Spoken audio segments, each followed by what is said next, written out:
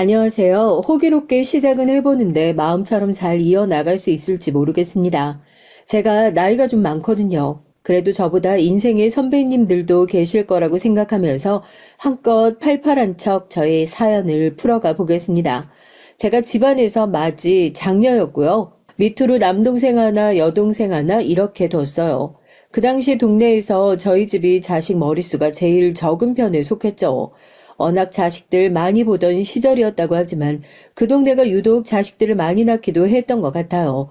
기본 넷, 다섯씩 집집마다 나왔거든요. 그래서 그랬을까요? 저희 삼남매인 저희 셋뿐이라는 사실에 든든함을 느꼈습니다. 자라면서부터 셋이 남다른 유대감이 있었던 것 같아요. 지금은 돌아가신 지 오래지만 부모님 두 분이 썩 그렇게 건강 체질인 분들이 아니셨기 때문에 더더욱 저희 남매 셋이서 서로를 꼭 붙들고 일찍이 의지를 하려고 들었던 듯 싶습니다. 아무래도 제가 맞이라서 뭐든 도맡아 했었고 책임감으로 앞장서서 솔선수범을 하는 측면이 있었죠. 남동생하고는 나이 터울이 적은데 여동생하고는 나이 터울이 많아서 제가 비단 언니일 뿐만 아니라 거의 엄마처럼 굴며 보살폈던 시절도 있었어요. 전 일찍이 온갖 집안일을 도맡아서 했었는데 그러면서 여동생을 제가 업고 다녔죠. 말 그대로 제가 업어서 키웠어요. 그래서 여동생이 절 많이 따르면서 의지하고 커왔네요. 남동생은 사내 녀석이라 그런지 혼자 아들이다 보니까 어렸을 적에도 제법 대우를 받고 부모님의 애정도 가장 많이 받았기 때문에 같은 동생이라 할지라도 확실히 여동생하고는 느낌이 달랐어요. 남동생은 알아서 자기 인생 개척해서 잘 살라고 등을 떠밀면 그만일 것 같았지만 여동생은 왠지 모르게 나이가 들었어도 제가 한 번 더 챙겨주고 살펴줘야 할 것 같았답니다. 그런 여동생의 결혼에 제가 개입을 했었죠. 여동생과 결혼한 제부 얘기를 해보자면요. 그럭저럭 집안 형편이 나쁘지 않았대요. 옛날엔 다 같이 못 살던 시절이었는데 그 정도라면 제부 집안이 꽤 괜찮았단 얘기겠죠. 그런데 사는 형편보다 더 높았던 건 바로 학구열이었다고 합니다.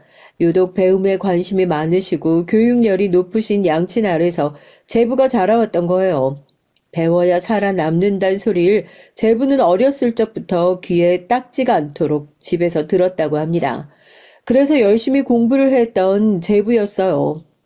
형제들 중에서 제부가 가장 머리가 좋았다고 해요. 그게 드러나자 가족들의 기대가 제부에게 쏠리게 됐고요. 한때 제부는 그런 가족들의 기대가 부담스럽고 싫었다고 합니다. 그러던 어느 날 부친이 갑자기 사고를 당하셔서 받을 수 있는 치료는 병원에서 다 받아봤지만 그 노력이 무색하게 평생 다리를 절게 되셨던 거예요. 원래 무척 활동적이셨던 부친이 다리가 그렇게 되어 깊이 절망하시는 모습에 제부의 가슴이 뜨거워졌습니다. 부친이 당하셨던 사고는 바로 뺑소니 사고였거든요. 분하고 억울하고 원통해도 하소연할 곳이 없었어요. 가해자를 찾지도 못했으니까요. 사고 자체보다도 가해자를 아예 못 찾았다는 사실이 무척 절망적이었다고 하더군요. 제부가 그때부터 사람이 달라졌다네요. 그때부턴 절절할 정도의 사명감을 가지고서 공부에 매진하게 됐었대요. 열심히 해서 반드시 성공을 해서 가족들을 웃게 만들어주고 싶었던 것이죠. 성공이라는 두 글자를 인생의 목표로 삼은 제부를 보면서 그 가족들이 어찌 기대를 하지 않을 수가 있었겠나요? 특히나 결혼 문제에서도 기대를 할 수밖에 없었죠. 제부같이 똑똑한 사람은 이왕이면 좋은 집안의 여자와 만나서 결혼을 하는 게 가능해 보였기 때문입니다. 제부도 원래는 그럴 욕심이 충분했었고요. 하지만 사람 운명이며 인연이라는 게 얄궂었어요. 제부가 제 여동생을 보자마자 첫눈에 반해버렸기 때문입니다. 여자도 그렇지만 특히 남자들이 사랑에 빠지면 눈에 뵈는 게 없잖아요. 제부가 자신의 신념이고 뭐고 집어 던질 정도로 제 여동생에게 푹 빠졌었죠. 두 사람은 동갑내기였고요. 먼저 제부 쪽에서 적극적으로 마음을 표현하니까 여동생도 처음엔 수줍게 고개만 끄덕였다가 이내 마음을 활짝 열고서 제부를 만나게 됐었어요. 사실 여동생은 그때 이미 시집을 한번 다녀왔을 뻔한 전적을 가지고 있었어요. 이게 무슨 소린가 하면 여동생이 중매를 통해서 원래 시집을 갈 작정이었거든요. 그래서 이웃 지역에 사는 남자하고 중매를 봐서 결혼을 하는 걸로 그렇게 얘기가 됐었고요. 양가 사람들이 서로 다 인사도 했었고요. 당시 전 갓난아기를 품에 안고 있던 때였는데 여동생의 결혼 소식에 마음이 이상했습니다. 기분이 참 설명하기 어렵게 싱숭생숭했던 것이 아주 선명하게 기억이 나네요. 제가 어버키였던 여동생인데 언제 이렇게 다 커서 어엿한 아가씨의 모습이 돼서 시집간다고 하는 건지. 그런 생각으로 몇 날 며칠을 혼자서 속으로 울컥했었는데 아니 세상에나 그때 그러고 나서 여동생이 시집을 안 갔던 겁니다. 상대놈이 도망을 가버렸기 때문이에요. 알고 보니까 그놈한텐 다른 여자가 있었다지 뭔가요? 그 여자는 과부였던 모양이고요. 과부하고는 절대로 허락할 수 없다는 집안의 극심한 반대에 직면했던 그놈은 어쩔 수 없이 제 여동생과 중매로 만났지만 결혼이 진행되던 도중에 갑자기 에라 모르겠다 하고선 그 여자랑 야반도주를 해버렸습니다. 아휴, 본인이 하고 싶은 대로 그렇게 해버린다면 나머지 사람들은 어쩌라는 건가요? 적어도 언질을 하고 야반도주를 하든가 그랬어야 맞죠. 예의를 밥 말아 먹었던 그놈 때문에 제 여동생이 그때 상처를 많이 받았어요. 영문을 몰랐다가 내막을 뒤늦게 알게 되고서 당혹감에 주저앉았던 여동생이었습니다. 언니, 나 그냥 시집 안 갈래. 시집갈 팔자가 아닌가 봐. 중매로 만났던 것이었으니 연애 과정도 없었고 그 상대놈을 특별히 좋아하고 말고 하는 건 없었지만 그래도 여동생은 결혼할 각오를 다 하고 있었던 마당인데 뒤통수를 맞아버려서 무척 상심이 컸었죠. 다시는 중매 안 보겠다고 가족들 앞에서 선언을 했었고요. 착하고 온순한 막내딸이 그렇게 단호한 소리를 하니까 부모님도 착잡해 하시면서 차마 만류하지 못하셨습니다. 그렇게 그 뒤로 중매도 안 보고 남자를 따로 만나는 것도 아니고 여동생이 일이나 사부작 다니면서 조용히 지내다가 30이 되기 직전에 제부를 만났던 거예요. 제부의 적극적인 모습에 여동생이 푹 빠졌죠. 만날수록 사내다운 구석이 보여서 참 마음에 들더라고. 그렇게 말하던 여동생은 행복해 보였습니다. 전 이미 결혼한 지 오래였고 남동생도 이미 애가 둘이었거든요. 이제 여동생도 본인 또한 결혼해서 살림 차리게 생겼다며 좋아했고요. 하지만 그 설렘 가득한 웃음은 오래가지 못했습니다. 제분의 집안에서 반대를 했거든요. 그것도 보통 반대를 한 게 아니라 제 여동생을 아주 천하의 못난이처럼 낮잡아 보면서 그런 조롱을 담아 반대를 하였어요.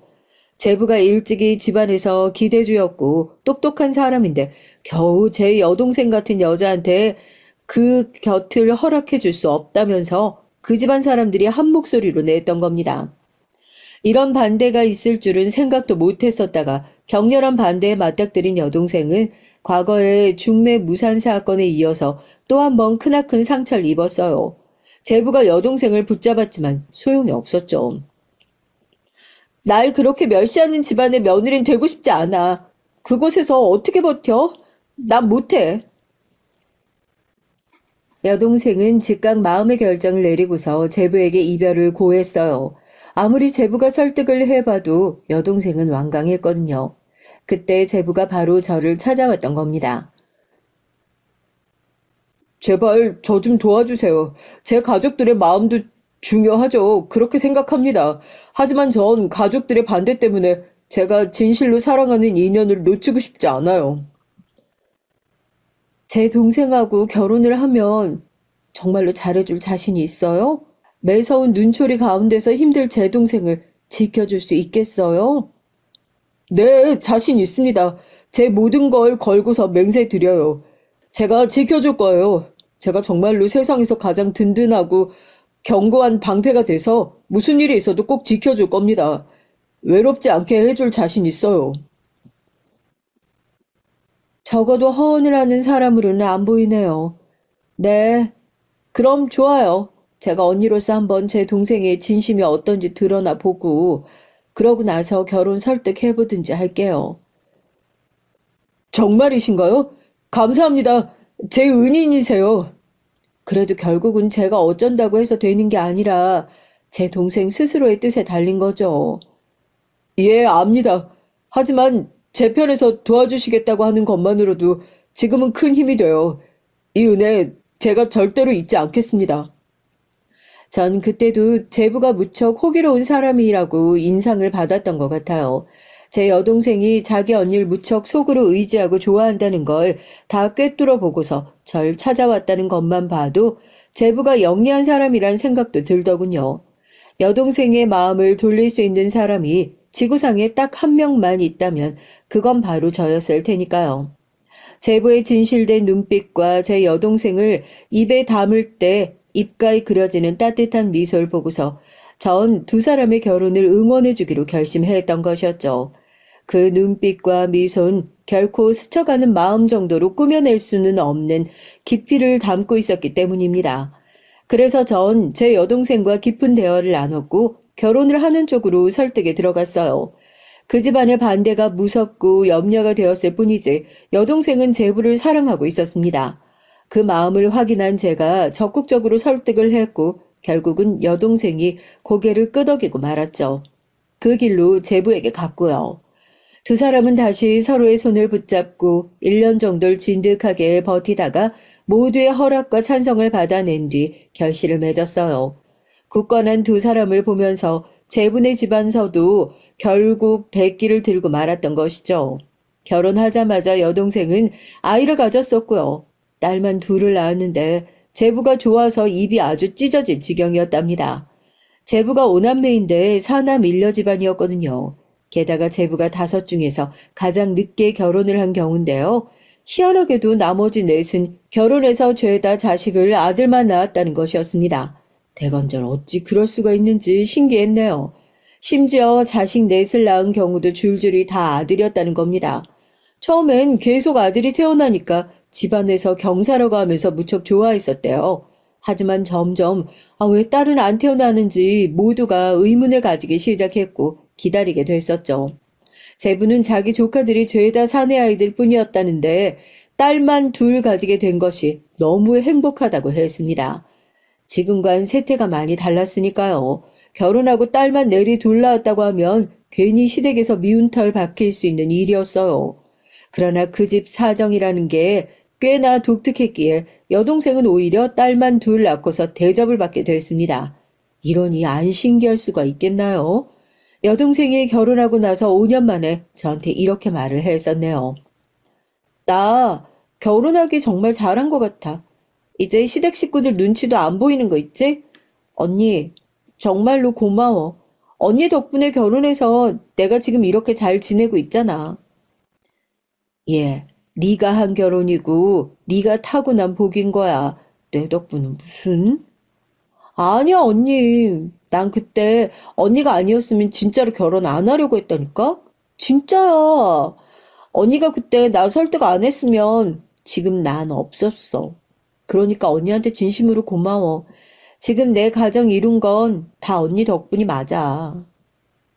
여동생이 말은 듣는 사람 기분 좋게 어찌나 예쁘게 해주던지 누구 동생이길래 이렇게 성격이 좋을까 싶었습니다. 참 고마웠고 저도 보람된 순간이었네요.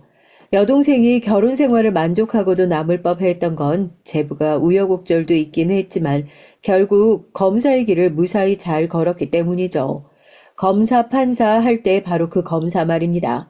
사자 직업으로 대표되는 그 검사요. 제 여동생의 남편, 저희 제부가 바로 검사였어요.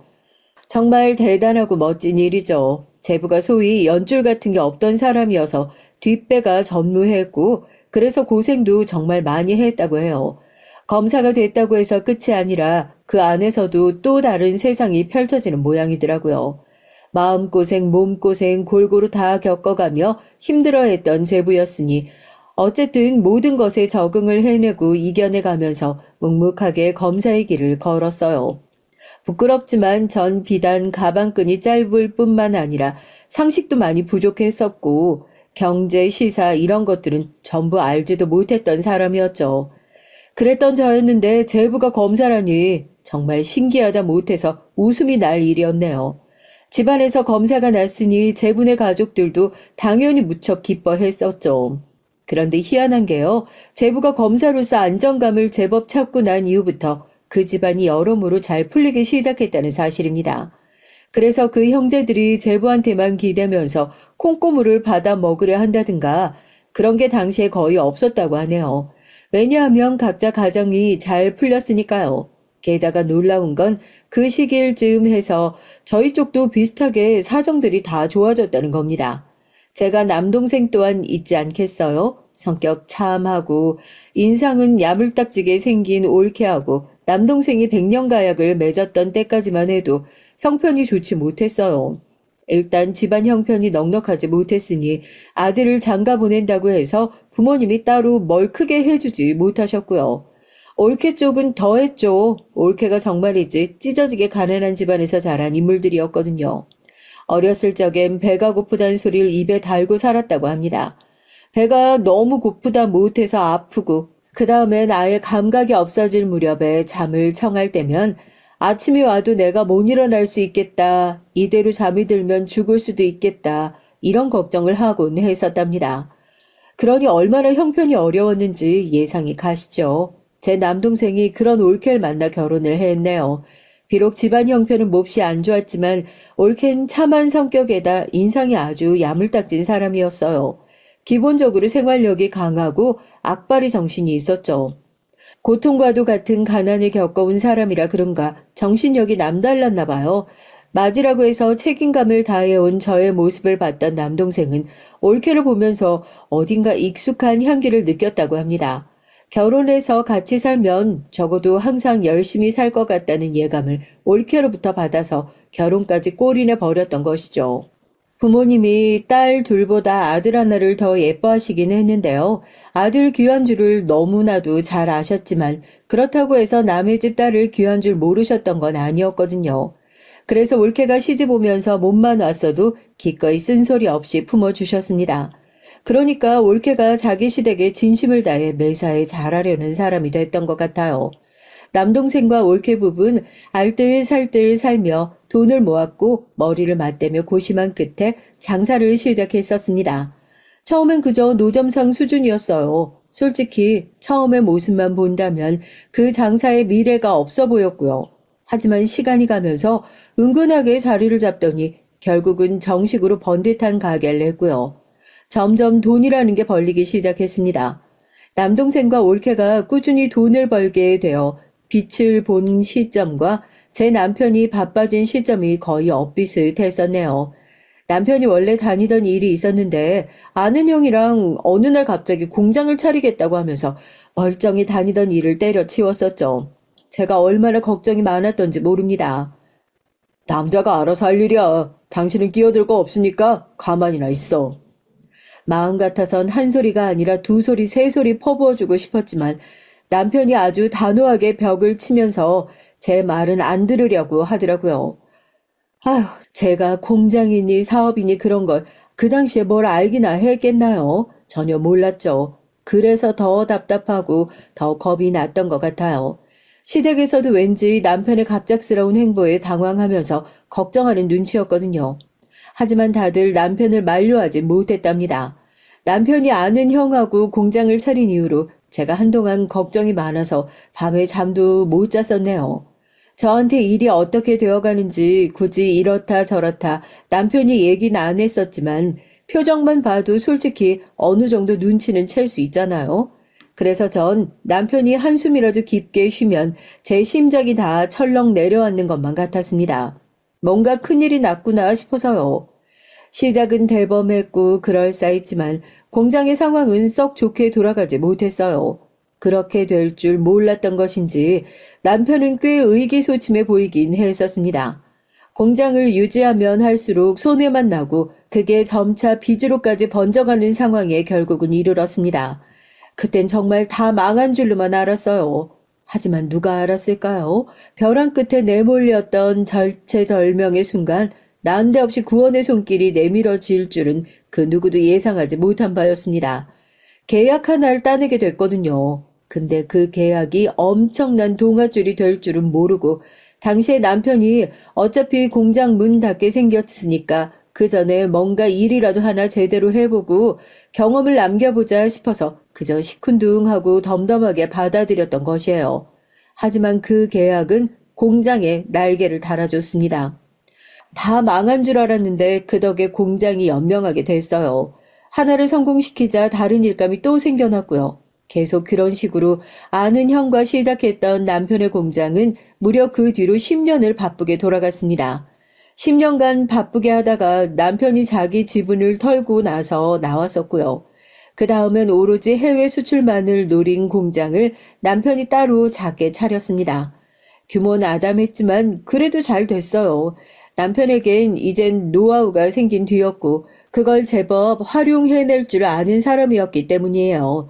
저도 아주 바쁜 나날이었습니다. 아주 정신이 없을 정도였어요. 맨날 바깥일 하느라 피곤했던 남편은 집에 오면 손 하나를 까딱 안 했거든요. 집안일은 당연히 하나부터 열까지 제가 다 하는 거였어요. 집에 와서 뻗은 남편의 양말도 제가 손수 벗겨줄 정도였다니까요. 이런 마당인데 남편이 무슨 집안의 대소사 같은 걸 챙길 겨를이 있었겠나요? 제가 다 챙기고 신경 써야 했습니다. 며느리 노릇을 톡톡히 하느라 아주 죽을 맛으로 보낸 세월이었네요. 제가 솔직히 제 여동생한테 제부하고 결혼하라고 막 밀어붙이면서 설득을 했었던 게 마냥 쉬웠던 행동은 아니었습니다. 제부가 워낙 사람이 괜찮아 보이고 제 여동생을 진심으로 여기는 것 같았으니까요. 눈 한번 딱 감고서 믿어봤던 것이었죠. 저라는 사람은 결혼하고 나서 시집살이를 미치게 당했던 사람이었거든요. 제가 그런 걸 당한 장본인이었는데 시댁이 될 집안으로부터 거센 반대를 당하고 욕을 먹었던 제 여동생한테 그 결혼을 하라면서 설득을 하는 게 결코 쉬운 행동일 수가 없었습니다. 게다가 여동생이 제가 시집을 가서 어떻게 사는지 다 알았거든요. 얘기만 전해 들었던 것이 아니라 직접 눈으로 본 적도 있었고요. 바로 그랬기 때문에 여동생은 시집살이에 대한 공포를 미리 지니고 있었습니다. 바로 저 때문에 여동생이 아무리 결혼할 남자가 괜찮고 자기를 좋아한다 그래도 시댁이 될 집안 사람들이 자기를 싫어하고 반대한다면 무조건 뒤도 안 돌아보고 그 결혼 안 하겠다고 그랬던 거예요. 저라는 안 좋은 예시를 너무나도 잘 알고 있었으니까요. 시어머니는 앞뒤가 꽉 막혀있던 분이었고 도무지 대화라는 게 안 통했습니다. 애초에 그분이 저의 말을 들어주실 용의 또한 없었지만요. 전 시집을 오자마자 시어머니 때문에 가슴이 답답하고 목구멍이 조여오는 것만 같아서 하루하루가 너무 힘들고 괴로웠어요. 눈치를 보느라 항상 시어머니 앞에선 긴장의 끈을 놓을 수가 없었네요. 제가 딱히 잘못한 것도 없었는데 꼭 죄인처럼 이상하게 시어머니 앞에서라면 작아졌던 것 같아요. 그땐 그랬었어요. 시어머니가 호랑이처럼 무섭게 느껴졌고 전 제가 하고 싶은 말도 똑바로 못하고 살았습니다. 넌 어쩜 내 맘에 쏙 들게 행동을 할 때가 한 번이 없니? 이래도 혼나고 저래도 혼나고 제가 어느 장단에 맞춰야 할지 모르겠던 시어머니였죠. 아무 이유 없이 그냥 저라는 존재 자체를 싫어하셨기에 그리 구셨다는 걸 전 나이가 한참 더 먹고 나서야 알았었네요. 시어머니의 입장에선 귀한 아들의 옆자리를 꿰찬 것만으로도 그냥 제가 마음에 안 드셨던 거예요. 게다가 전 형편이 빠듯한 집안의 장녀였으니까요. 여러모로 못마땅하셨겠죠. 시어머니가 호랑이였다면 시누인 그 옆에 붙어있는 얄미운 간신배 여우처럼 보였습니다. 아주 본인이 제 시어머니인 것처럼 굴 때도 있었네요. 시어머니한테 제 험담을 하고 저에 대해서 거짓말을 늘어놓는 일까지 흔하게 행했던 시누이였습니다. 기본적으로 시누이의 사고방식이 잘 되면 본인 덕이고 안 되면 제 탓이었어요. 시어머니보다 시누이가 얄미워서 더 싫다는 며느리들의 마음을 대변한 속담이 괜히 나온 것이 아니더라고요. 제가 시어머니까지 눈치 보느라 온갖 진을 다 빼면서도 어떻게든 견디고 참겠는데 얄밉게 한마디씩 얹고 저한테 잡다한 일을 다 시키면서 본인은 손끝 하나 까딱하지 않으려고 애쓰는 시누이 때문에 얄미워서 화병에 걸려서 제가 제 명에 못 살겠다 싶었어요. 제가 절대 입 밖으로 이런 얘기를 낸 적은 없었지만 유산의 원인으로 전 시댁 식구들로 인한 스트레스를 짐작한 바 있었습니다. 제가 유산만 2번 했었거든요. 결혼하고 이듬해 첫 유산을 겪었고 그로부터 2년 뒤에 또 유산이 됐습니다. 병원에선 유산의 원인이 뭔지 잘 모르겠다고 그랬었죠. 그러면서 의사라는 사람이 저한테 하는 소리가 여자가 애를 가졌으면 항시 조심하고 신경을 써야 하는 거 아니냐면서 그런 훈계를 막 했었네요. 슬프고 힘든 건 저였는데 왜 그런 소리까지 들어야 했던 건지 모르겠어요. 당신은 참 생각들이 짧았던 것 같아요. 의사가 그런 소리를 했으니 시어머니가 유산을 전부 저의 탓으로 돌리면서 절 쥐잡듯이 잡고 안이 꼽게 볼 수밖에 없었습니다. 본인은 결혼해서 바로 애만 잘 낳았는데 제가 너무 이상한 것 같다면서 그런 소리를 해댔던 시누이 때문에 속이 얼마나 터졌었던지 몰라요. 제가 시집을 28 봄날에 갔었거든요. 두 번의 유산을 겪었던 끝에 귀한 아들을 품에 안아보았던 것이 33 늦가을 때의 일이었습니다. 아들을 낳기 전까지 시집 와서 겪었던 7년간의 세월이 제 인생에서 가장 고되고 가슴 답답한 나날이었어요. 그때를 회상해 보는 것만으로도 여전히 씁쓸한 한숨이 길게 나오니까 나이가 이만큼 먹었는데도 그때 얼마나 고생을 심하게 했었는가 하는 부분들은 잊혀지지도 않고 있습니다. 기억이 아니라 한으로 남아서 그런가 봐요. 그래도 다 지나간 얘기가 돼서 다행이고요. 제가 결국은 자식을 품에 안았는데 그게 또 딸이 아니라 아들이었던 것도 저에게 있어선 천운이었다고 볼 수 있겠습니다. 가뜩이나 미운 털이 박혀 있었는데 간신히 낳은 자식도 딸이었다면 전 재수없는 것이라는 소리를 들으며 시댁에서 고개를 들 수가 없었을 거예요. 분명히 그랬겠죠. 남편이 저를 적극적으로 비호해 준 적이 없었기 때문에 전 항상 혼자서 외롭게 시댁 식구들을 상대해야 했거든요. 그러니 그들이 공격하면 전 주눅 들어서 당하는 수밖에 없었습니다. 시댁과의 갈등에서 대부분 남편이 역할을 잘 해주면 풀릴 문제들이 대부분이라고 텔레비전에서 어떤 교수가 그렇게 말을 하더라고요. 암만 시댁의 태도가 이상해도 남편이 잘만 해주면 며느리들이 고생할 일이 없다고 말을 하던데 저도 그렇게 생각해요. 남자들이 책임감 없게 방관을 하면서 뒷짐이나 지고 있고 멀찍이 떨어져 있으려고 하니까 여자들만 고생하면서 속이 내도록 터지는 겁니다. 제 남편도 일찍이 사업하는 사람이라고 떵떵거리는 건 무척 잘했지만 자기 가족들의 문제엔 무척 소극적으로 굴었어요. 제가 시어머니 때문에 눈치가 보여서 힘들어하는 걸 남편은 처음부터 알았으니까요. 하지만 원래 그러는 거 아니겠냐면서 절 도와줄 생각조차 안 했었고요. 얄미운 시누이 때문에 제가 화병에 걸려서 속이 답답해 미칠 것 같았는데도 남편은 나는 모르겠으니까 알아서 잘 해결해라. 이렇게 말을 하면서 뒤로 빠졌습니다. 본인은 박간이라는 사람이지 집안일에 이모저모에 신경 쓸 사람이 아니라고 했죠. 자기 가족들 문제엔 어쩜 그렇게 눈빛이 흐리멍텅해지면서 매사에 모른 척을 잘했던 건지. 이러니 제가 남편에게 심적으로 기대고 의지할 수가 있었겠어요. 남편이 어려운 사업을 결국 성공시키고 점차 돈은 잘 벌었으니 굶어 죽을 걱정은 없었으니까 이것 하나 위안 삼고 제가 버티며 살았던 겁니다. 제 나이 49에 시어머니가 심장마비로 세상을 뜨셨으니 그래도 제가 더 오랜 세월을 시어머니 때문에 힘들어하진 않았었네요.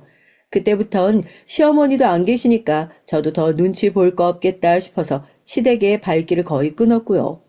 핑계는 아들 공부 뒷바라지하느라 여념이 없다고 대했었습니다. 외동아들이다 보니까 워낙 귀한 자식이었잖아요.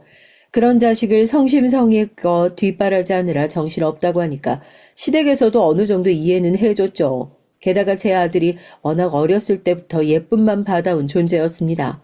시어머니가 저한테는 거침없이 날이 선 쓴소리를 사정없이 날려대셔도 당신의 귀한 친손자한텐 언제나 상냥하고 다정하게 구셨어요.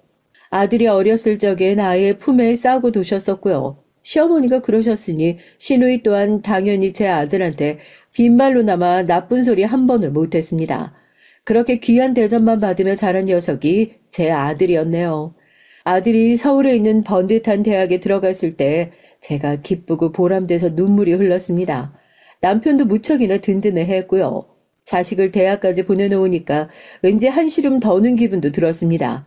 인생을 어느새 많이 달려온 느낌이 이때부터 들더라고요. 남동생과 올케는 외국에 나가 살겠다고 해서 모두를 놀라게 만들었죠. 지금과는 달라서 비행기 타고 해외여행을 간다는 것 자체도 진짜 비기 부자들이나 가능한 것이었는데 전 제 남편이 해외 출장을 다녔으니까 그런 것에 익숙해져 있음에도 남동생 부부가 그런 얘기를 처음 꺼냈을 때 얼마나 놀랐는지 뒤로 넘어갈 뻔했어요. 그 두 사람은 진지하게 그간 고민을 해왔고 많이 알아봐 왔다고 하면서 외국에서 장사를 하며 살아갈 것을 선언했고요. 그런데 이 소식을 듣고서 신우이가 자극을 받았던 모양이에요. 난데없이 미국으로 이민을 가겠다고 했습니다. 시 외부의 절친한 고향 친구가 먼저 미국으로 가서 자리를 잡았다나? 그래서 의지할 곳이 있다는 등 그런 소리를 하더니 정말로 다음 해에 미국으로 떠나버렸어요. 가자마자 사기당했다고요. 심지어 시 외분 거기서 교통사고까지 당했습니다. 후유증으로 사람이 좀 어눌해졌고요. 간신히 귀국을 했고 그때부터 신우이가 1년에 10년씩 늙더군요. 상황이 그러니까 신우이가 미국에서 돌아왔을 때부터 남편한테 손을 자꾸 벌렸어요. 남편은 자기 가족이니까 당연히 도와줬죠. 그런데 그게 한두 번이지. 자꾸만 돈을 달라 그러고 힘들다는 핑계로 신우이랑 그 자식들까지 아무 일을 안 하려고 하고. 그러니까 남편도 사람인지라 점점 기분이 상했고요. 그 과정에서 저랑 부부싸움도 많이 했습니다. 제가 이때요 돌아가신 시어머니의 얘기를 꺼내면서 남편이 저의 괴로움을 방관하고 제 편을 안 들어줬던 과거를 끄집어냈었어요. 내가 어떤 확신을 하고 있는 줄 알아? 만약에 어머님이 지금까지 멀쩡하게 살아계셨으면 당신 어머님한테 꼼짝 못하고 우리 재산 다 넘겨줬을 거라는 확신이 들어. 내 말이 뭔 말인지 알아? 이 바보 같은 사람아? 당신만의 돈이라고 생각하지 마. 당신 그렇게 멋대로 굴면 안 되는 거야. 우리 돈이야. 우리 세 식구의 돈. 우리 아들 상철이한테 이 다음에 물려줄 재산이라고. 제가 드물게도 아주 울며 불며 소리를 쳤던 날들이었죠. 가슴 깊숙한 곳에서 한이 튀어나왔었나 봐요. 하지만 그러길 잘했다고 생각이 든 게 제가 악다구니를 쓰는 모습을 보면서 남편이 정신이 번쩍 들었기 때문입니다. 더 이상은 신우이한테 끌려다니며 퍼주는 일은 없을 거라고 했어요. 지금까지 베풀어 준 것만 해도 이미 지나쳤다고 시인을 했고요. 그리고 이때 남편도 솔직하게 자신의 속마음을 들여다보더군요. 시누이 부부는 외국에 나가자마자 안 좋게 됐는데 제 남동생 부부는 외국에서 자리를 잡고 잘 지내는 것이 남편의 속이 쓰려졌다고 했어요. 게다가 제 여동생 부부까지 워낙 잘 살고 있으니까요. 남편은 이런 점 때문에 제가 항상 배부른 투정을 하는 걸로 보였다고 그랬습니다. 하지만 이젠 정신을 차렸다고 하면서 제 말이 옳다고 했어요. 지난 세월 절 힘들게 내버려두고 모른 척 했던 부분들이 분명하게 있었음을 재차 인정한 남편은 제 덕분에 자신이 성공한 측면이 많았다고 하면서 놀랍게도 저에게 경제권을 점차 넘기겠다고 그랬습니다. 조금 민망한 얘기지만 이전까진 제가 항상 남편에게 생활비를 타서 살림을 해왔거든요. 한 번도 제가 경제권을 쥔 적이 없었어요. 그랬건만 드디어 변화가 일어난 것이었습니다. 남편이 저에게 경제권을 넘기겠다고 했던 건 신우의 요청을 안 좋게 거절하는 짓을 하고 싶지 않았던 의도이기도 했어요. 신우이가 돈 달라고 그럴 때 남편이 나는 이제 경제권이 없다고 대답을 하면 그걸로 끝이었으니까요. 당연히 이제 신우인 저에게 연락을 해서 아쉬운 소리를 해야만 했습니다. 그러나 어림도 없었어요. 사지 멀쩡한 자식 두고 뭐 하는 거예요? 자식 보고 밖에 나가서 경제활동하면서 돈 벌어오라고 하세요. 아니면 직접 버셔도 되고요. 안 그래요? 그제서야 신우인 전 못살게 굴었던 과거를 후회했지만 이미 한참 늦은 뒤였어요. 아무 소용 없었죠. 제 속이 다 후련했네요. 남편은 딱 예순까지만 일을 했었고요. 그 뒤론 그냥 지인들과 간단한 소일거리나 가끔 만들어내면서 지냈습니다. 그리고 칠순을 1년 앞두고 세상 구경을 마쳤어요. 허무하게도 심근경색 때문이었죠. 시어머니를 따라서 남편이 심장 쪽이 약했던 것 같다는 생각이 뒤늦게 들었고 무척 속상했습니다. 남편이 사업을 했던 사람이라 감이 발달해 있었던 걸까요? 세상 구경을 마치게 꼭 3개월 전이었는데 갑자기 저한테 재산 얘기를 진지하게 했어요. 이렇게 관리해라 저렇게 관리해라 조언을 막 주길래 제가 그랬죠. 이제 다 늙은 마당이고 어차피 꼭 자식한테 물려줄 재산인데 제가 관리에 공을 들여봤자 무슨 소용이냐고요. 그랬더니 남편이 펄쩍 뛰었어요. 절대로 안 될 소리. 상철이 녀석이 헛똑똑이라서 절대 안 돼. 당신이 계속 쥐고 있어야 돼.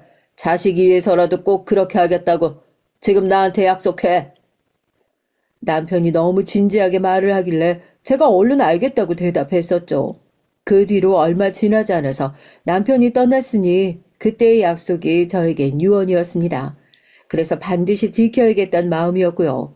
일절 재산을 미리 주겠다든가 하는 소리를 아들에게 전 하지 않았습니다. 그리고 아들 역시도 저에게 재산을 미리 받고 싶다는 얘기를 한 적이 없었네요. 아마 며느리도 아들과 뜻이 같을 것이라고 전 봤었어요. 며느린 진득하게 연애라는 걸 못하던 아들이 결혼하겠다며 데리고 왔던 인물이었습니다. 아들이 워낙 어릴 적 성장기에 투정만 부리고 예쁨만 받으면서 컸기 때문인지 가장 혈기왕성한 20대 청춘 시절에 친구들과의 관계에서도 애를 먹었고 여자를 사귀면 차익이 일수였으며 대학을 졸업하고 들어갔던 첫 직장에선 단 일주일 만에 상사에게서 사회성이 전혀 없다는 꾸지람을 공개적으로 들은 바 있었어요. 그래서 아들이 힘들어했었죠. 전 아들이 대체 어떤 여자하고 결혼을 할 수 있을지, 아들이 그 여자를 잘 맞춰줄지, 그 여자가 아들을 참아줄지 이런 걱정을 많이 했기 때문에 며느리가 처음 등장했을 때 놀랍고 반가운 마음이 컸었네요. 며느리가 아들보다 4살 아래인데 집안 사정이 좋지는 못했어요.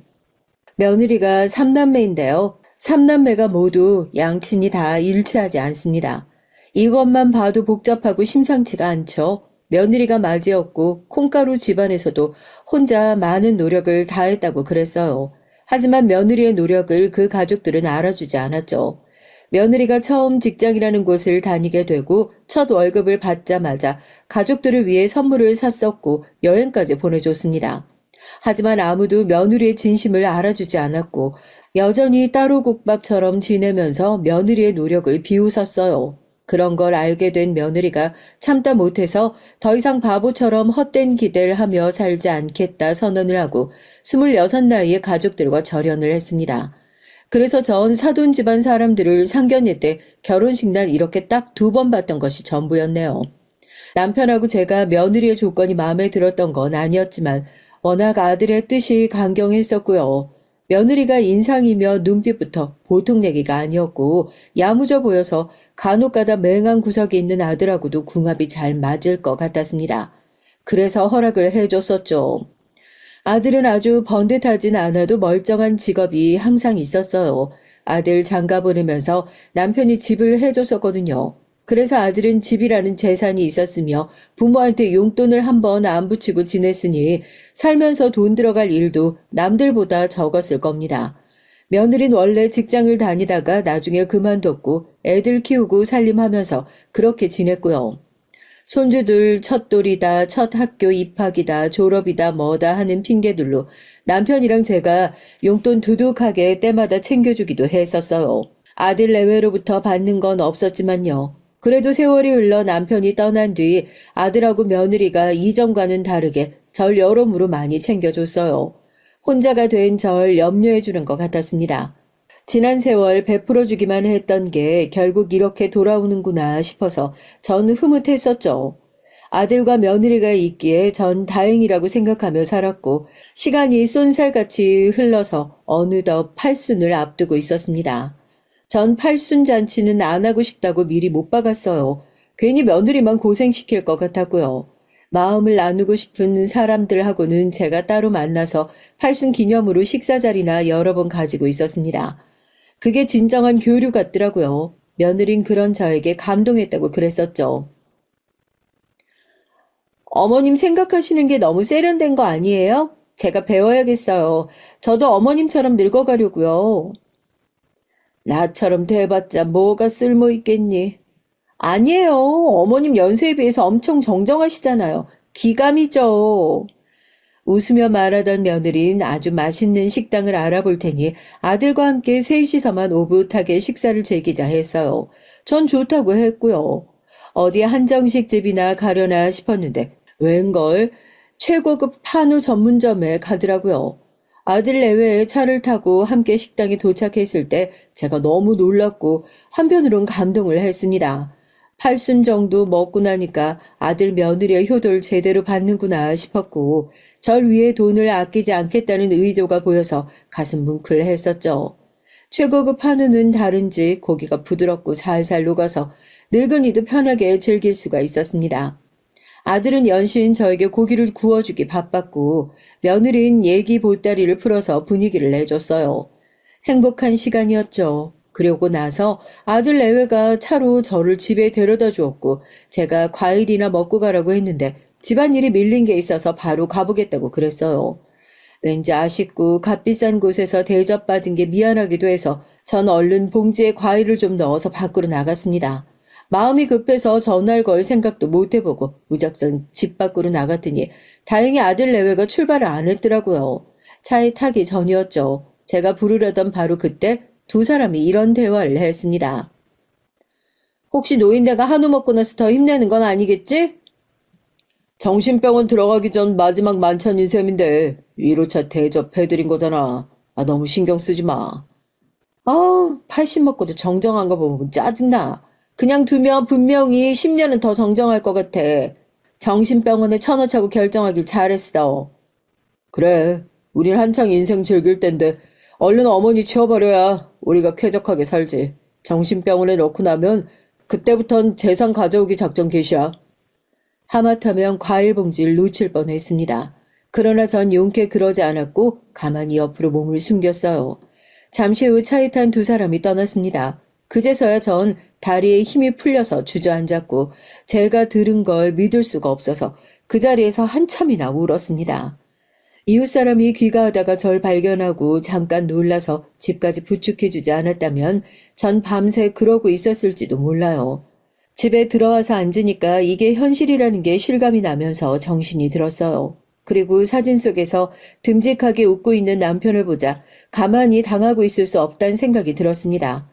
그 둘이 여태 저를 기만해 왔고 작당을 한 게 맞다면 전 당장 위험한 상황이었어요. 바로 여동생에게 알릴까 하다가 고민 끝에 제부에게 연락을 했죠. 제가 지금 당장 가겠습니다. 걱정 말고 계세요. 제부는 지체 없이 달려와 줬습니다. 저에게 더 자세히 얘기를 전해 듣고 난 제부가 탄식을 했어요. 전 어느새 눈물바람이 되어 있었죠. 너무 무섭고 제 신세가 처량하다고 하소연을 하던 저에게 제부가 딱 이렇게 말했습니다. 처형, 생각을 해보세요. 혼낸다고 한들 그리고 바로 잡는다고 한들 처형이 앞으로 아들 며느리 보고 사실 수 있습니까? 그 발언에 제 가슴이 무너져 내렸어요. 어쩌면 좋을지 막막했죠. 그래도 내 아들이고 내 며느리고 그 둘이 내 손주들의 부모인데. 그럼 정신병원에 들어가실 수 있으세요? 아들 며느리 손주들 위해서 어디 요양원 같은 시설도 아니고 정신병원입니다. 악질이고 악독해요. 금수만도 못한 것들이죠. 내가 잘못 키워서 그래요. 내 죄입니다. 죄가 있으니 정신병원에 가시겠어요? 제부의 질문에 숨이 막혔어요. 검사 출신의 제부는 이런 상황에서도 명쾌할 정도로 이성적으로 본질을 꿰뚫어 봤습니다.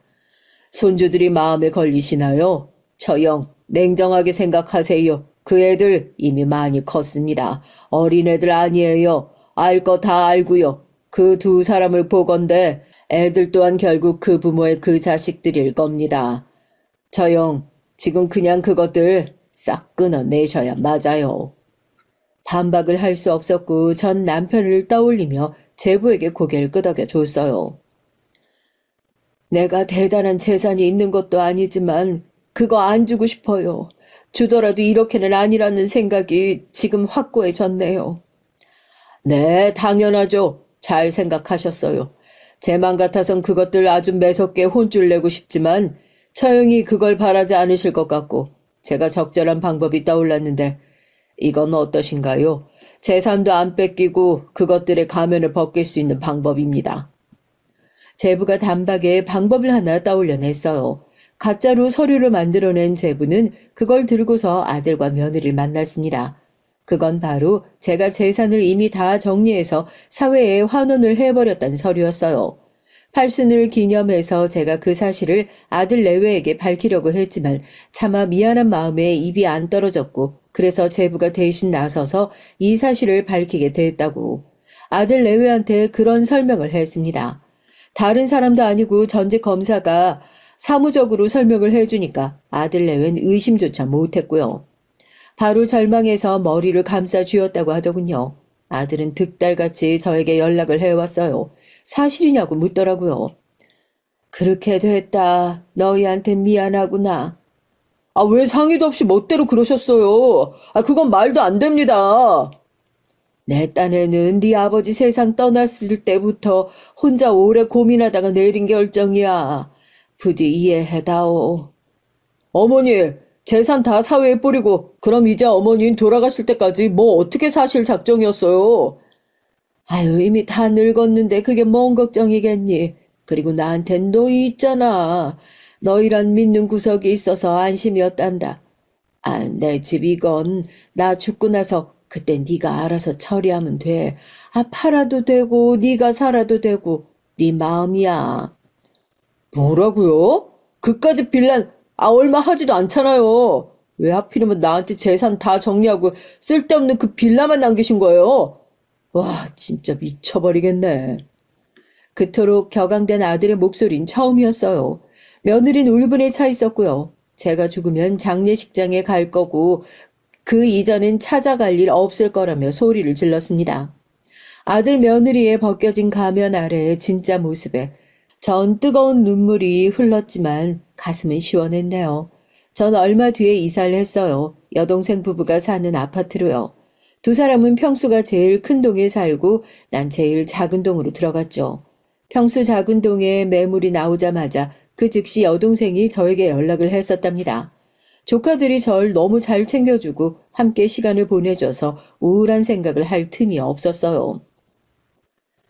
이제 애들도 다 컸어요. 학교 끝나면 바로 학원으로 가는걸요? 그래서 저희 맨날 시간 많아요. 이모, 다음 주엔 한옥 나들이나 가볼까요?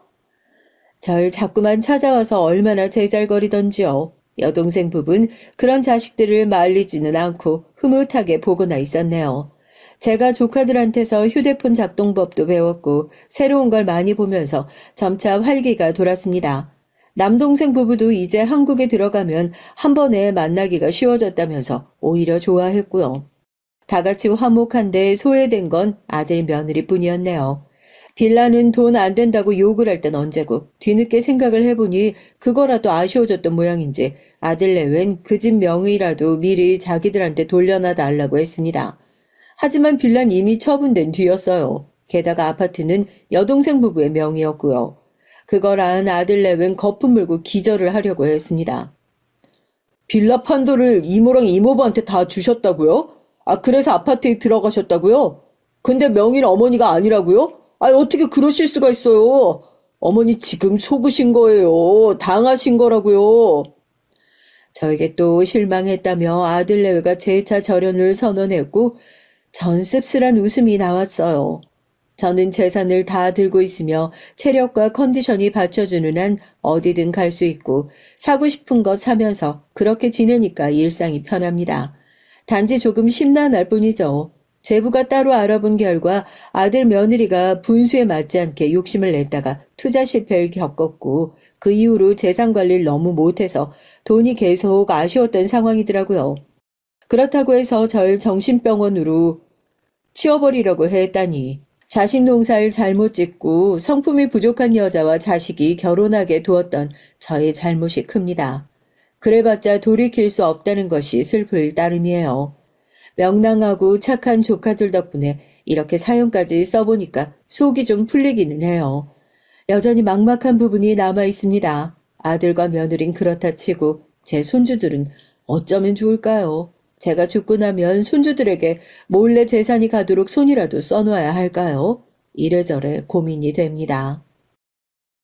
안녕하세요. 항상 남들 얘기를 듣기만 하던 제가 이런 곳에 제 사연을 보내는 날이 오네요. 글 솜씨가 없어 잘 전달할 수 있을지 걱정입니다만 최선을 다해 적어 내려가 볼게요. 전 나이가 곧 40줄에 접어드는 사람이지만 남들 다 있는 남편도 자식도 하나 없습니다. 남들은 이런 절 보며 쓸쓸하겠다, 적적하지 않느냐, 이제라도 늦지 않으니 재혼을 해보는 것이 어떠냐 물어오지만 전 그럴 생각이 없어요.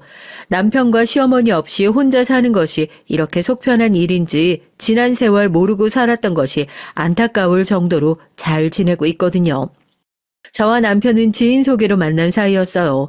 남편의 첫인상은 몹시 화통해 보이는 사람이었습니다. 남편은 좋게 말하자면 남자답고 통이 크고 이왕 시작했으면 뭐든 제대로 해봐야지 하는 사람이었어요.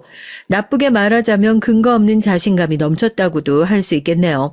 당시 남편은 작은 회사에서 영업직으로 일하고 있었고 영업직답게 활발하고 주변에 사람도 많고 처음 만난 저에게도 친근하게 말을 잘 걸어왔습니다. 전 어렸을 적부터 소심하고 타인에게 먼저 다가가기 어려워하던 사람이라 처음엔 그런 남편의 외향적인 면모가 호감으로 다가왔어요. 그렇게 저와 남편은 연애를 시작했고 얼마 지나지 않아 결혼 얘기가 나와 남편의 어머니께 처음으로 인사를 드리러 갔죠. 남편은 홀어머니 밑에서 자랐는데 전에 듣기론 그닥 넉넉하지 않은 가정 형편에서 자란 것 같더라고요. 그 시절에 여자 혼자 아이를 키우려니 많이 힘드셨겠다 싶었죠. 처음 만나 뵌 시어머니께선 대뜸 제게 아들 자랑을 시작하셨습니다. 우리 아들이 하도 네가 좋다고 해서 특별히 결혼 허락해 주는 거다. 애가 인물이 빠지니 성격이 빠지니 장차 아주 크게 될 인물인데 지금은 잠깐 작은 회사에서 사회 경험 쌓는 거지. 솔직히 말하면 너랑은 급이 안 맞는 수준인데. 아휴, 꼭 결혼할 거라길래 얼마나 대단한 여자 데려오나 했더니 얘가 다 좋은데 여자 보는 눈이 없단 말이야. 시어머니께선 남편에 대한 집착이 굉장히 심하셨어요.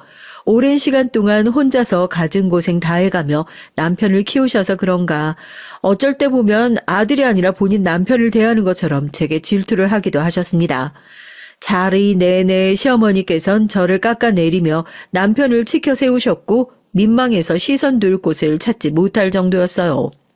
시어머니께선 남편이 어디 빠지는 부분이 있냐며 연신 칭찬하기 바쁘셨지만 솔직히 말해서 남편 인물이 그리 잘난 편은 아니었거든요. 지극히 평범한 얼굴에 키도 작은 편이었죠. 장차 크게 될 사람이라며 자랑하셨지만 그거야 모르는 일이고 당시 작은 회사의 영업직에 불과했고 저 또한 회사에 다니고 있었으니 남편에 비해 그리 부족할 것도 없는 조건이었어요. 그렇다고 집이 잘 사는 것도 아니고 모아둔 돈이 많은 것도 아닌데 시어머니 말씀만 들으면 완전히 1등 신랑감이 따로 없었죠. 주변에서 다들 소개시켜달라고 난린데 남편이 제가 좋다고 해서 특별히 결혼을 허락을 해주시는 거라며 고마운 줄 알라고 하시더라고요. 기분이 많이 상하긴 했지만 그래도 혼자서 남편을 키우셨다니까 고슴도치도 지 새끼는 이쁘다고 시어머니 눈에 부족할 것 없는 아들처럼 보일 수도 있겠지. 넓은 마음으로 이해해보려 애썼고 그렇게 결혼 준비를 시작했습니다. 결혼은 준비 과정부터 쉽지 않았어요. 시어머니께선 사사건건 저와 남편의 결혼 준비에 참견하셨고 제가 시어머니랑 결혼하는 건지 남편이랑 결혼하는 건지 구분이 되지 않을 정도였습니다. 식당 위치부터 문제였어요. 회사 때문에 타지에 나가 살고 있긴 했지만 제 고향은 꽤 멀리에 떨어져 있는 지방이었거든요.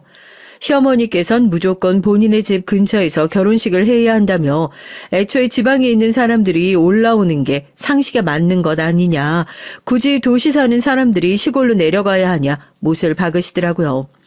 애초에 식장도 도시에 많았고 부모님께서도 결혼식은 그쪽에서 올리는 게 어떠냐 물어오셨기에 그렇게 진행할 생각이었지만 처음부터 제 의견을 묻지도 않으시고 당연히 본인 집 근처에서 식을 올려야 한다 생각하시는 태도가 조금 안 이뻤긴 했어요. 게다가 지방 사람들이라며 은근히 제 출신지를 무시하시더라고요.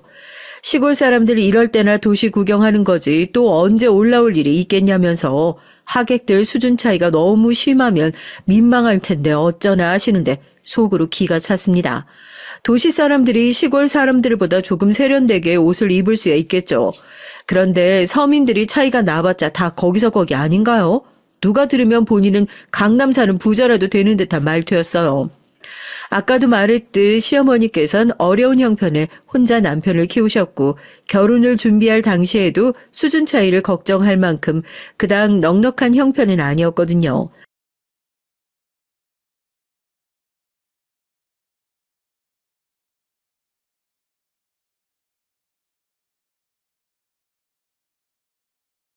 그렇다고 제가 뭐 몇천만 원 하는 드레스를 고르진 않았죠.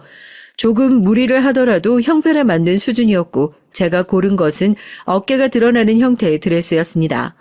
그러나 드레스를 보신 시어머니께선 기겁을 하시며 천박하게 어디 신부가 남들 앞에서 속살을 다 드러내냐며 목 끝까지 꽁꽁 싸매고 있는 아주 옛날 디자인의 드레스를 입으라고 하셨어요. 가격도 그 드레스가 가장 저렴했고요. 전 다른 건 몰라도 웨딩드레스는 양보 못한다. 제가 입지 어머니가 입으시냐 언성을 높였지만 시어머니께선 본인 눈에 흙이 들어가도 안 된다. 저 드레스 입고 결혼할 거면 나 결혼식에 참석 안 한다. 으름장을 놓으셨죠. 결국 시어머니의 뜻대로 옛날 디자인의 못생긴 드레스를 입고 결혼식을 올렸습니다. 시어머니께선 신혼여행지도 본인이 정하셨어요. 그래도 이왕 떠나는 여행, 전 해외로 가고 싶은 마음이 컸죠. 어려운 형편에 이때가 아니면 언제 또 해외여행 떠나보겠어요. 회사에서 신혼여행이라고 하면 휴가를 길게 주기도 했고 여자라면 누구나 로맨틱한 신혼여행에 대한 로망이 있잖아요. 그러나 시어머니께선 신혼여행은 무조건 제주도로 가야 한다면서 본인 아는 사람이 여행사에서 일해서 부탁을 해놨다며 저와 남편에겐 말씀도 하지 않으시고 여행을 전부 예약을 해놓으셨더라고요. 결국 울며 겨자 먹기로 제주도로 신혼여행을 다녀왔고 이런 과정에서 남편은 항상 한마디 불만도 없이 시어머니의 의견을 따랐습니다. 그렇게 화통하고 남들 앞에서는 언제나 큰소리 뻥뻥 치는 인간이 시어머니 앞에서만 서면 아주 순한 향이 따로 없었어요. 시어머니께선 틈만 나면 제게 호통을 치셨는데 기차 화통을 삶아 먹은 수준이었습니다. 어찌나 목소리가 크신지 깜짝깜짝 놀랄 때가 많았고 스트레스가 정말 심했어요. 다시 생각해보면 그때 왜 도망가지 않고 남편과 결혼을 감행했는지 모르겠습니다. 제 손으로 제 무덤을 파고 들어간 거나 마찬가지죠. 그땐 남편이 뭐가 그렇게 좋았는지 콩깍지라는 게 참 무서운 거더라고요. 그렇게 어찌어찌 신혼여행을 다녀온 뒤로 전 시댁에 들어가 시집살이를 시작하게 됐습니다. 원래는 남편이 작은 빌라를 해오기로 했는데 시어머니께서 갑자기 마을을 바꾸셨어요. 너네 집 사봤자 어차피 전부 대출이잖아. 월세는 돈 아껴야 되니까 안 되고 전세 구해봤자 빌라 수준일 거고 차라리 우리 집에 들어와서 좀 살다가 돈 좀 모이면 제대로 된 아파트로 들어가는 게 낫지 않겠니? 전 당연히 기겁하며 남편의 옆구리를 찔렀지만 남편은 속도 없이 어머니 말씀이 맞다며 이왕 살 거 빌라보단 아파트가 낫겠다. 돈이 모일 때까지 시댁에서 살겠다. 그러더라고요. 그렇게 강제 시집살이가 시작됐고 당연히 시집살이 내내 스트레스가 정말 심했어요. 일단 시어머니께선 제가 다니던 회사를 그만두길 바라셨어요. 본인 아들은 누가 집에서 내조만 제대로 해주면 성공할 인물인데 지금까지 기회가 없어서 빛을 못 보고 있는 거라면서요. 집에서 얌전히 남편 뒷바라지나 할 여자를 만났으면 앞날이 창창했을 텐데 저 같은 여자를 만나서 팔잘 다 망쳤다며 제가 듣는 앞에서 매일같이 투덜대셨습니다. 남편이나 저나 회사 다니는 건 똑같은데 항상 저만 새벽부터 일어나 아침밥을 차렸고 빨래며 청소며 집안일은 전부 제 차지였어요. 시어머니께서는 하루 종일 집에 계시면서도 몸이 아프다며 손가락 하나 꼼짝하지 않으셨고 결국 참다 못한 제가 남편에게 왜 맞벌이 하는데 나한테만 집안일을 다 떠맡기냐 따지니까 남편은 본인은 태어나서 집안일을 한 번도 해본 적이 없다며 그런 일은 원래 여자들이 하는 거 아니냐 어렸을 적부터 어머니께서 모든 걸 다 해주셨기에 당연히 그런 줄로만 알았다고 답하더라고요. 참 기가 찼죠. 요즘 세상에도 이런 왕자님이 다 있구나 싶어서요. 결혼하기 전에 진작에 알아봤어야 하는 건데 그때부터 제가 결혼 잘못했구나 싶긴 하더라고요. 우리 어머니 그동안 나 키우느라 고생 많이 하셨고 몸도 아프신데 그러지 말고 네가 집안일 좀 해줘. 전화해 두시고 요리하고 빨래하고 살림하시는 건 무리잖아. 그래 100번 양보해서 시어머니께서 살림 안 하시는 건 그렇다 치자. 근데 당신 뭔데? 그렇게 어머니가 안쓰럽고 죄송스러우면 네가 잘 모셔야지. 왜 효도를 나한테 시켜? 집안일에 여자고 남자고가 어디 있어? 난 하려고. 당신은 왕자님이라도 된다는 거야, 뭐야? 더 이상 못 참겠으니까 내일 아침밥은 당신이 차려. 그렇게 다음날 아침밥은 결혼 후 처음으로 남편이 차리게 됐어요. 반찬은 인스턴트 햄과 전자레인지에 데우기만 하면 되는 국뿐이었지만 시어머니께선 노발대발 하시며 어디 남자가 주방에 들어와서 요리를 하냐며 넌 부인이라는 애가 정신이 있냐 없냐 절 질책하셨습니다.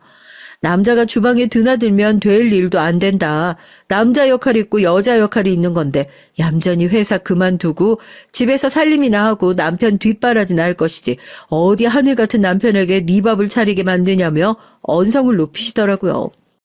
듣자 하니까 너무 억울하고 화가 나서 그렇게 소중한 아들이면 앞으로 어머님께서 아침 차려주시라고 전 도저히 못하겠다고 소리를 빽 지르고 먼저 출근을 했죠. 다음 날부터 시어머니께서 남편 아침밥을 차려주게 됐고 당연히 제 아침은 준비해주지 않으시더라고요. 애초에 아침밥을 꼬박꼬박 챙겨 먹는 편이 아니었기에 큰 문제는 없었지만 사람이 참 쪼잔하고 좀스럽게 군다 싶었어요. 아침밥 문제는 해결됐지만 그래도 여전히 빨래와 청소 등 남은 집안일은 전부 제 몫이었습니다. 남편은 집안일을 할 줄도 모르고 할 생각도 없어 보였고 시어머니께선 진짜인지 모르겠지만 몸이 아프다고 하니 별 수 없었죠. 회사를 다니면서 집안일도 전부 하려니 점점 몸이 지치고 너무 힘들더라고요. 결국 얼마 지나지 않아 회사를 그만두게 됐어요. 시어머니께선 제 퇴사 소식에 몹시 기뻐 보이셨죠. 진작부터 그만두고 집에서 남편 내조나 했어야지 능력도 안 되는 애가 분수에 안 맞게 남편과 맘먹으려고 하니 문제였다며 이제부터라도 정신 차리고 살림 제대로 하라고 속을 긁어 놓으시더라고요. 회사를 그만두니 시어머니의 구박은 더 본격적이 됐습니다. 제가 조금만 말대꾸하면 우리 아들이 벌어온 돈으로 먹고 살면서 어디서 큰 소리를 내냐며 호통을 치셨고 어머니께서 회사 그만두라고 하셨잖아요. 제가 얹혀 살고 싶어서 얹혀 사나요? 회사 다니면서 살림까지 하려니까 너무 힘들어서 그런 거잖아요. 따지고 들면 네가 살림을 얼마나 잘하면 잘했다고 큰 소리냐고. 다른 여자들은 회사 다니면서 집안일도 잘하고 내조도 잘하더라. 어디서 엄살이냐? 언성을 높이셨어요. 그럼 이제라도 다시 회사 다니겠다. 이런 취급 받으면서 도저히 집에 못 있겠다 하니까 어딜 나가려 하냐며 집에서 얌전히 살림하고 내조나 하라고 하시더라고요. 도대체 어느 장단에 맞춰서 춤을 추라는 건지 모를 지경이었습니다. 그중부터 시어머니께선 제게 아이를 낳아야 한다며 결혼한 지 한참인데 왜 임신 소식이 없냐 절 닥달하기 시작했어요. 그러면서 시어머니께선 무조건 아들을 낳아야 한다며 각종 미신들을 어디서 주워 듣고 오셔선 저와 남편에게 강요를 하셨죠. 아침에 눈 뜨자마자 관계를 가져야 된다. 바나나를 많이 먹어야 한다더라. 몸이 차야 한다더라 하면서요. 추워 죽겠는데 집에 난방도 틀지 못하게 하셨고요. 본인만 전기장판 틀어놓고 따뜻하게 주무셨습니다. 물론 이번엔 남편도 고생이긴 했지만 스트레스가 나눈다고 사라지진 않잖아요. 오히려 2배가 될 뿐이죠. 오랫동안 임신이 되지 않자 남편도 네 몸에 문제가 있는 거 아니냐며 절 탓하기 시작했고 시어머니께선 살림도 제대로 못하고 돈도 못 벌어오는데 애까지 못 가진다며 아주 쓸모없는 년이라 절 욕하셨어요. 애를 가지려면 며칠 참았다가 그 기운을 모아서 관계를 가져야 된다니까. 내가 그 방법으로 둘째 한 번에 임신했잖아. 세댁은 아직 젊으니까 곧 애 들어설 거야. 아유, 너무 걱정하지 말고 마음 편하게 가정. 일을 그만둔 후로 전 아파트 부녀회 활동을 시작했는데 그곳에서 만난 아주머니 분들은 임신으로 스트레스를 받는 제게 임신에 관한 여러 가지 미신들을 알려주셨습니다.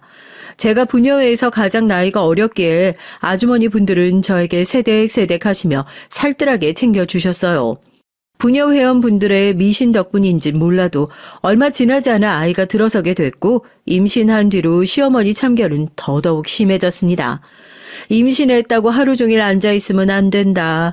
그러면 애가 멍청해진다더라 하시며 억지로 절 밖으로 내모셨고 임신 초기에 심한 입덧으로 고생하면서도 매일같이 산책을 했어요. 남들은 임신 중기면 다들 입덧이 괜찮아진다는데 전 꽤 오래 고생을 했습니다. 그렇게 좋아하던 고긴 냄새만 맡아도 구역질이 나고 넘길 수 있는 건 상큼한 과일뿐이었죠. 임신하면 신것을 잘 먹게 된다는 말이 괜히 있는 말이 아니더라고요. 신맛이 나지 않는 것들은 음식 특유의 향 때문에 도저히 먹을 마음이 들질 않았어요. 그러나 시어머니께선 그런 제게 막무가내로 음식을 먹이려 하셨네요. 누가 너 좋으라고 이러는 줄 아냐며 네가 안 먹으면 뱃속에 있는 우리 아들 핏줄도 굶는 거 아니냐. 엄마가 돼서는 억지로라도 뭘 먹어야지 왜 그렇게 책임감이 없이 구냐며 절 질책하셨습니다. 매일 억지로 식사를 하느라 밥을 먹다가도 구토가 올라와 화장실로 뛰어가기 일쑤였고 하루 종일 속이 울렁거리고 헛구역질을 달고 살았어요. 먹고 싶지 않은 것들을 억지로 쑤셔 넣으려니 입맛은 날이 갈수록 없어졌고 남들은 임신하면 살이 찐다 하는데 전 오히려 살이 3kg가량 빠졌습니다. 부녀의 아주머니 분들은 안 그래도 마른 사람이 임신하고 나서 살이 더 빠졌다며 힘든 게 있으면 말하라고 시어머니보다 더 저를 잘 챙겨주셨죠. 엄마가 먼저지 애가 먼저냐면서 일단 엄마가 건강하고 행복해야 아이도 건강하게 나오는 거다. 시어머니가 뭐라고 구박을 하시든 한 귀로 듣고 한 귀로 흘리라며 등을 토닥여 주시는데 그게 뭐라고 참 위로가 됐던 것 같아요. 그렇게 임신 말기에 접어들었던 어느 날이었습니다. 배는 눈에 띄게 커졌고 걷기가 불편할 정도였지만 시어머니께선 여전히 매일같이 절 밖으로 내몰았어요. 배가 불러올수록 몸을 움직여야 하는 거라면서 그날은 눈이 펑펑 왔는데도 몸이 아프다는 제 등을 떠미시더라고요. 어쩔 수 없이 잠깐 걷다 와야겠다는 생각으로 아파트 주변을 돌고 있는데 아랫배에 갑작스런 통증이 찾아왔습니다. 이전에도 몇 번 하혈을 하고 심한 복통을 겪었던 적이 있었기에 덜컥 겁이 났죠. 다리 사이로 뜨뜨미지근한 액체가 흐르는 느낌이 들었고 그대로 그 자리에 쓰러지고 말았습니다. 눈을 뜨니까 병원이었어요. 무려 3일을 내리 기절을 했었다고 했습니다. 제가 글 서두에 남편도 자식도 없는 사람이란 얘기를 했었죠. 저와 남편의 아이는 그렇게 빛 한 번 보지 못하고 세상을 떠났습니다. 아파트 산책로에 쓰러져 있던 절 발견해서 병원으로 데려다 주신 분은 다름 아닌 옆집 아주머니였어요. 아주머니께선 부녀 회장으로 평소에도 절 잘 챙겨주시던 분이었습니다. 어느 정도 몸을 회복하고 감사 인사를 드리러 가자 아주머니께선 당연히 해야 할 일을 한 것뿐이라며 몸은 좀 괜찮냐 물어오시더라고요. 알고 보니 아주머니께서도 젊은 시절 유산을 했던 경험이 있으시다고 했어요. 아주머니께선 남편분과 둘이서 지내고 계셨는데 유산을 겪은 이후 아들 한 명을 낳았지만 아들이 7살 때 교통사고로 세상을 떠났다고요.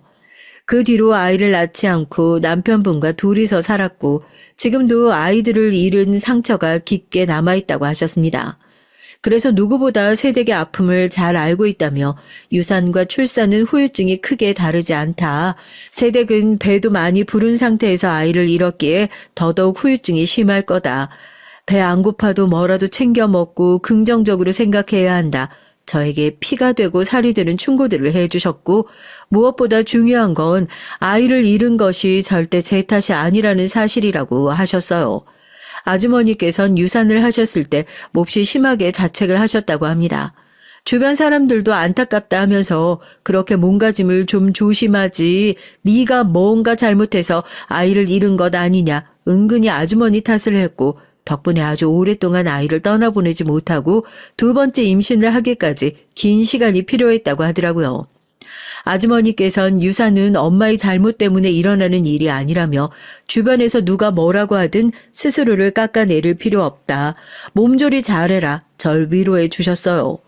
그렇지 않아도 아이를 잃은 뒤로 시어머니께선 제게 도대체 몸 관리를 어떻게 했으면 다 커가던 애한테 문제가 생기냐며 도대체 너란 애 쓸모가 뭐냐며 구박을 하셨고 남편과의 사이도 많이 소원해진 차였습니다.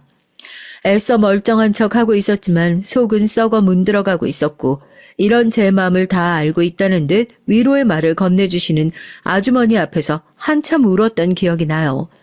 그 뒤로 아주머니께선 제게 맛있는 음식을 가져다 주기도 하고 좋은 물건이 생기면 나눠주시기도 하면서 절 많이 챙겨주셨죠. 덕분에 유산의 상처를 극복해낼 수 있었던 것 같아요. 만약 아주머니가 계시지 않았다면 매일같이 절 구박하는 시어머니와 저를 없는 사람 취급하는 남편 사이에서 제정신으로 지내기 힘들었을 거예요. 남편은 유산 후로 절 대하기 어려워하더니 점점 제게 말도 섞지 않고 사이가 멀어지기만 했습니다. 저 또한 아이를 잃은 것을 전부 제 탓으로 돌리는 남편이 원망스러웠기에 먼저 다가갈 생각은 들지 않았죠. 그렇게 무얼 위해 사는지 모를 시간들이 지나던 어느 날이었습니다. 마트에서 장을 보고 돌아가는 길에 익숙한 얼굴을 발견했어요. 옆집 아주머니의 남편분이었고 옆에는 웬 처음 보는 젊은 여자가 있었습니다. 둘은 아주 가까운 사이처럼 대화를 나누고 있었고 처음엔 여동생인가 싶었어요. 그런데 갑자기 손을 맞잡는 겁니다. 누가 봐도 다정한 연인처럼 보였고 둘은 모텔촌 쪽으로 걸어가고 있었어요.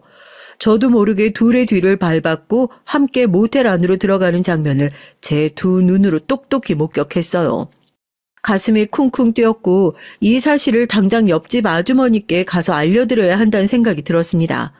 그러나 아파트로 돌아가는 도중 마음이 복잡해지더라고요. 아주머니께서 이미 남편분의 불륜 사실을 알고 계신 건 아닐까, 알면서도 일을 크게 만들기 싫어 모른 척 지내고 사시는 건 아닐까, 남의 가정사에 내가 괜히 끼어드는 게 아닐까, 본인의 치부를 남한테 들켰다고 생각해서 불쾌하실 수도 있다. 그냥 못 본 척 넘어가는 것이 현명한 대처가 아닐까 싶다가도 그동안 절 살뜰히 챙겨주신 아주머니를 생각하면 남편분의 불륜을 알면서도 입을 다물어버린다는 사실이 너무 양심의 가책이 느껴졌어요. 한참을 고민하던 전 결국 아무것도 못 본 척 아주머니 남편분의 불륜을 묻고 지나가기로 했어요. 아무리 생각해도 제가 아주머니께 그 사실을 말씀드린 것이 너무 주제넘는 것 같았거든요. 요즘 별일 없으세요? 날씨가 많이 풀렸는데 꽃 구경 가면 참 좋을 것 같아요. 저희 남편은 그런 거 통 관심 없어서. 아주머니 바깥분은 어떠세요? 나들이 같은 거 자주 가세요? 날이 많이 따뜻해지긴 했지. 나들이라 글쎄, 아유, 남편이 그런 걸 좋아했든가? 그러나 애써 모른 척 지내보려고 해도 그 사실에 계속 마음에 걸렸고 아주머니께 은근슬쩍 남편분 얘기를 꺼내보자 아주머니께선 한숨을 푹 쉬셨어요. 그 모습이 뭔가 고민이 있는 것처럼 보였고 역시 불륜 사실을 알고 계시는 건가 싶었죠. 그러나 제 쪽에서 먼저 불륜 얘기를 꺼낼 수도 없고 아주머니께서도 제게 고민을 말씀해 주실 생각은 없어 보였어요. 역시 아무래도 남에게 이런 얘기를 쉽게 꺼낼 수는 없겠지만 다른 얘기로 화제를 돌리려 했는데 아주머니께서 갑자기 입을 여셨습니다. 세댁, 이 얘기 아무한테도 하지 마. 내가 진짜 세댁 믿어서 얘기하는 거야. 실은 우리 남편이 바람을 피우고 있는 것 같아. 아주머니께선 남편분이 얼마 전부터 약속도 많아지고 휴대전화를 숨기기 시작했다며 생전 그런 적 없던 사람이 약속 나갈 때 멋도 부리고 얼마 전엔 향수까지 샀더라. 아무리 생각해도 여자가 생긴 것 같은데 심증만 있고 물증이 없다. 하루 종일 그 생각만 나고 머릿속이 복잡하다. 요즘 잠도 못 자고 너무 괴롭다며 속마음을 털어놓으셨습니다. 그런 아주머니께 전 제가 얼마 전에 보았던 장면을 솔직하게 말씀드렸어요. 그 장면을 목격하고 나서 아주머니께 말씀을 드려야 할지 말아야 할지 정말 고민 많이 했다고. 그렇지만 아무리 생각해도 주제넘게 나서는 것 같아 일찍 말씀드리지 못했다 죄송하다 얘기하니 아주머니께선 고개를 가로저으셨습니다. 아니야 세댁 말해줘서 고마워. 역시 여자가 생긴 게 맞았구나. 아유, 혹시나 해서 말하지만 이 얘기 다른 사람들한테 비밀로 해줘. 전 당연히 그러겠다고 고개를 끄덕였고 그렇게 집으로 돌아왔어요. 오랜 시간 알터니가 빠진 것처럼 속이 시원하긴 했지만 한편으론 옆집 아주머니가 걱정이 되기도 했습니다. 자식 하나 없이 서로만 바라보며 살아오셨던 부부 사이인데 제 앞에선 덤덤한 척 하셨지만 속으로 얼마나 피눈물이 나셨겠어요. 아주머니께선 그 뒤로 이혼 소송을 진행하셨고 남편의 불륜이 인정되어 꽤 큰 금액의 위자료를 받고 이혼을 하셨습니다. 남편분께서 부동산 쪽으로 일을 하셨거든요. 벌이가 어느 정도 있는 사람이었죠. 그러나 위자료 금액이 뭐가 그렇게 중요하겠어요. 아주머니 마음속엔 씻을 수 없는 상처가 남게 됐을 텐데요. 아들이 그렇게 세상 떠나고 난 후부터 우리 사이는 점점 소원해져 갔어. 내가 애써 그걸 무시하고 있었을 뿐이지. 아닐 거라고 믿으면서 현실을 부정하려고 했던 거야. 다른 여자 좋다고 바람난 놈 뭐가 아쉽다고 울고 앉아있겠어. 돈도 많이 받았겠다. 나도 젊은 놈 하나 새로 구해야지. 아주머니께선 아무렇지도 않은 척 화통하게 말씀하셨지만 전 그 안에 숨어있는 슬픔과 상처를 볼 수 있었어요. 아주머니께선 저희 친정 어머니와 성격이 참 비슷하셨거든요. 저희 어머니는 시장에서 반찬 가게를 하시는 분이었고 장사하는 사람들이 다 그렇듯 성격이 걸걸하신 편이었죠. 목소리 크고 남들 앞에서 기죽지 않고 능청스럽고 뻔뻔하게 손님들한테 말도 붙이시고 항상 본인보다 주변 사람들을 먼저 챙기시는 분이었고 다정하고 친절한 성격은 아니었지만 어머니 주변을 언제나 사람들로 붐볐어요. 옆집 아주머니께서도 얼핏 보면 툭툭 쏘는 듯한 말투에 까칠하다 느껴질 수 있는 성격이었지만 본인 사람들은 살뜰하게 잘 챙겨주시는 분이었고 어딜 가나 모임의 중심이 되시는 분이었습니다. 부녀회장 자리도 본인이 원하기보다 남들이 원해서 맡게 됐다고 하시더라고요. 남들이 보기엔 언제나 씩씩하고 혼자서 아무 문제 없이 험한 일들을 잘 헤쳐나갈 만한 사람으로 느껴졌지만 알고 보면 속은 참 여린 분이었죠. 전 그런 아주머니께 괜찮으신 척해도 힘드신 거 다 안다. 평생 믿고 산 남편에게 배신당한 거나 마찬가지인데 어떻게 속에서 열불이 안 나겠냐. 우리 어머니께서도 아주머니랑 참 비슷하신 분이셨다. 언제나 제 앞에서 강한 모습만 보이셨기에 어머니는 울 줄도 모르는 줄 안다. 그런데 제 결혼식에서 소녀처럼 펑펑 우시더라. 제 앞에선 편하게 계셔도 괜찮다 말씀드리자 아주머니께선 거짓말처럼 눈물을 쏟아내셨어요. 그 모습을 보니 저희 어머니가 많이 생각났죠. 그렇게 한참을 아주머니를 위로해드렸습니다. 그 일이 있은 뒤로 저와 아주머니 사이는 전보다 훨씬 더 돈독해졌어요. 그즘 저희 남편은 멀쩡히 다니던 회사를 그만두고 갑자기 사업을 하겠다고 설치기 시작했습니다. 제가 무슨 사업이냐며 자본금은 있냐 무슨 장사를 할 거냐 염려 가득한 목소리로 묻자 남편은 넌 뭣도 모르면서 바로 초부터 치려고 하냐 짜증을 내더라고요. 알고 지내던 친구가 정말 좋은 사업 아이템이 있다며 소개를 시켜줬고 남편이 보기에도 꽤 괜찮은 물건인 것 같아 이참에 회사 때려치우고 사업에 뛰어들어 보겠다며 큰 소리를 떵떵 쳤어요. 시어머니께서는 애초에 넌 그런 작은 회사에 만족할 만한 인물이 아니었다며 진작 회사를 나와 사업을 했어야 했다. 집에 여자가 잘 들어왔으면 예전부터 잘 풀렸을 일인데 저 때문에 앞길이 막혔다가 이제야 뭔가 풀리려나 보다 남편의 등을 떠밀었고 결국 남편은 회사를 그만두고 본격적으로 사업을 벌리기 시작했어요. 남편이 소개받은 사업 아이템은 다름 아닌 다이어트 식품 소화 효소였습니다. 저는 잘 모르지만 무슨 식약청에서 FDA에서 승인을 받았다며 시중에 널려있는 저가의 물품들과는 차원이 다른 상품이라며 무조건 잘 팔릴 수밖에 없다 자신만만해 하더라고요. 솔직히 제가 보기엔 다른 제품들이랑 뭐가 그렇게 다른가 싶었지만 남편은 두고 보라며 큰소리였고 아파트 앞에 간이 상담소를 차려서 아파트 주부들을 대상으로 먼저 기반을 다지겠다고 했어요. 원래 주부들이란 다이어트와 할인에 사족을 못 쓰는 법이라며 오픈 기념으로 우리 아파트에 사는 사람들에게만 특별 할인가로 판매한다고 하며 아마 장사가 잘 될 거라고 하더라고요.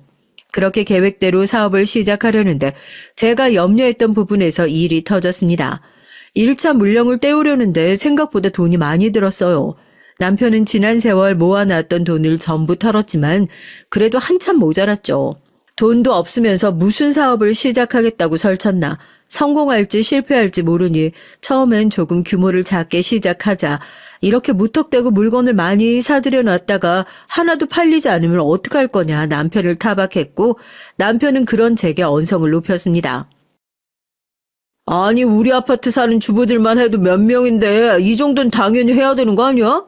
시작은 이 아파트지만 앞으로 점점 범위가 넓어져서 나중엔 전국적으로 유통시켜 팔 건데 쥐꼬리만큼으로 시작해서 어느 세월에 성장해. 그러지 말고 네가 장모님한테 말 좀 잘해주라. 장모님 반찬가게 장사 잘 되잖아.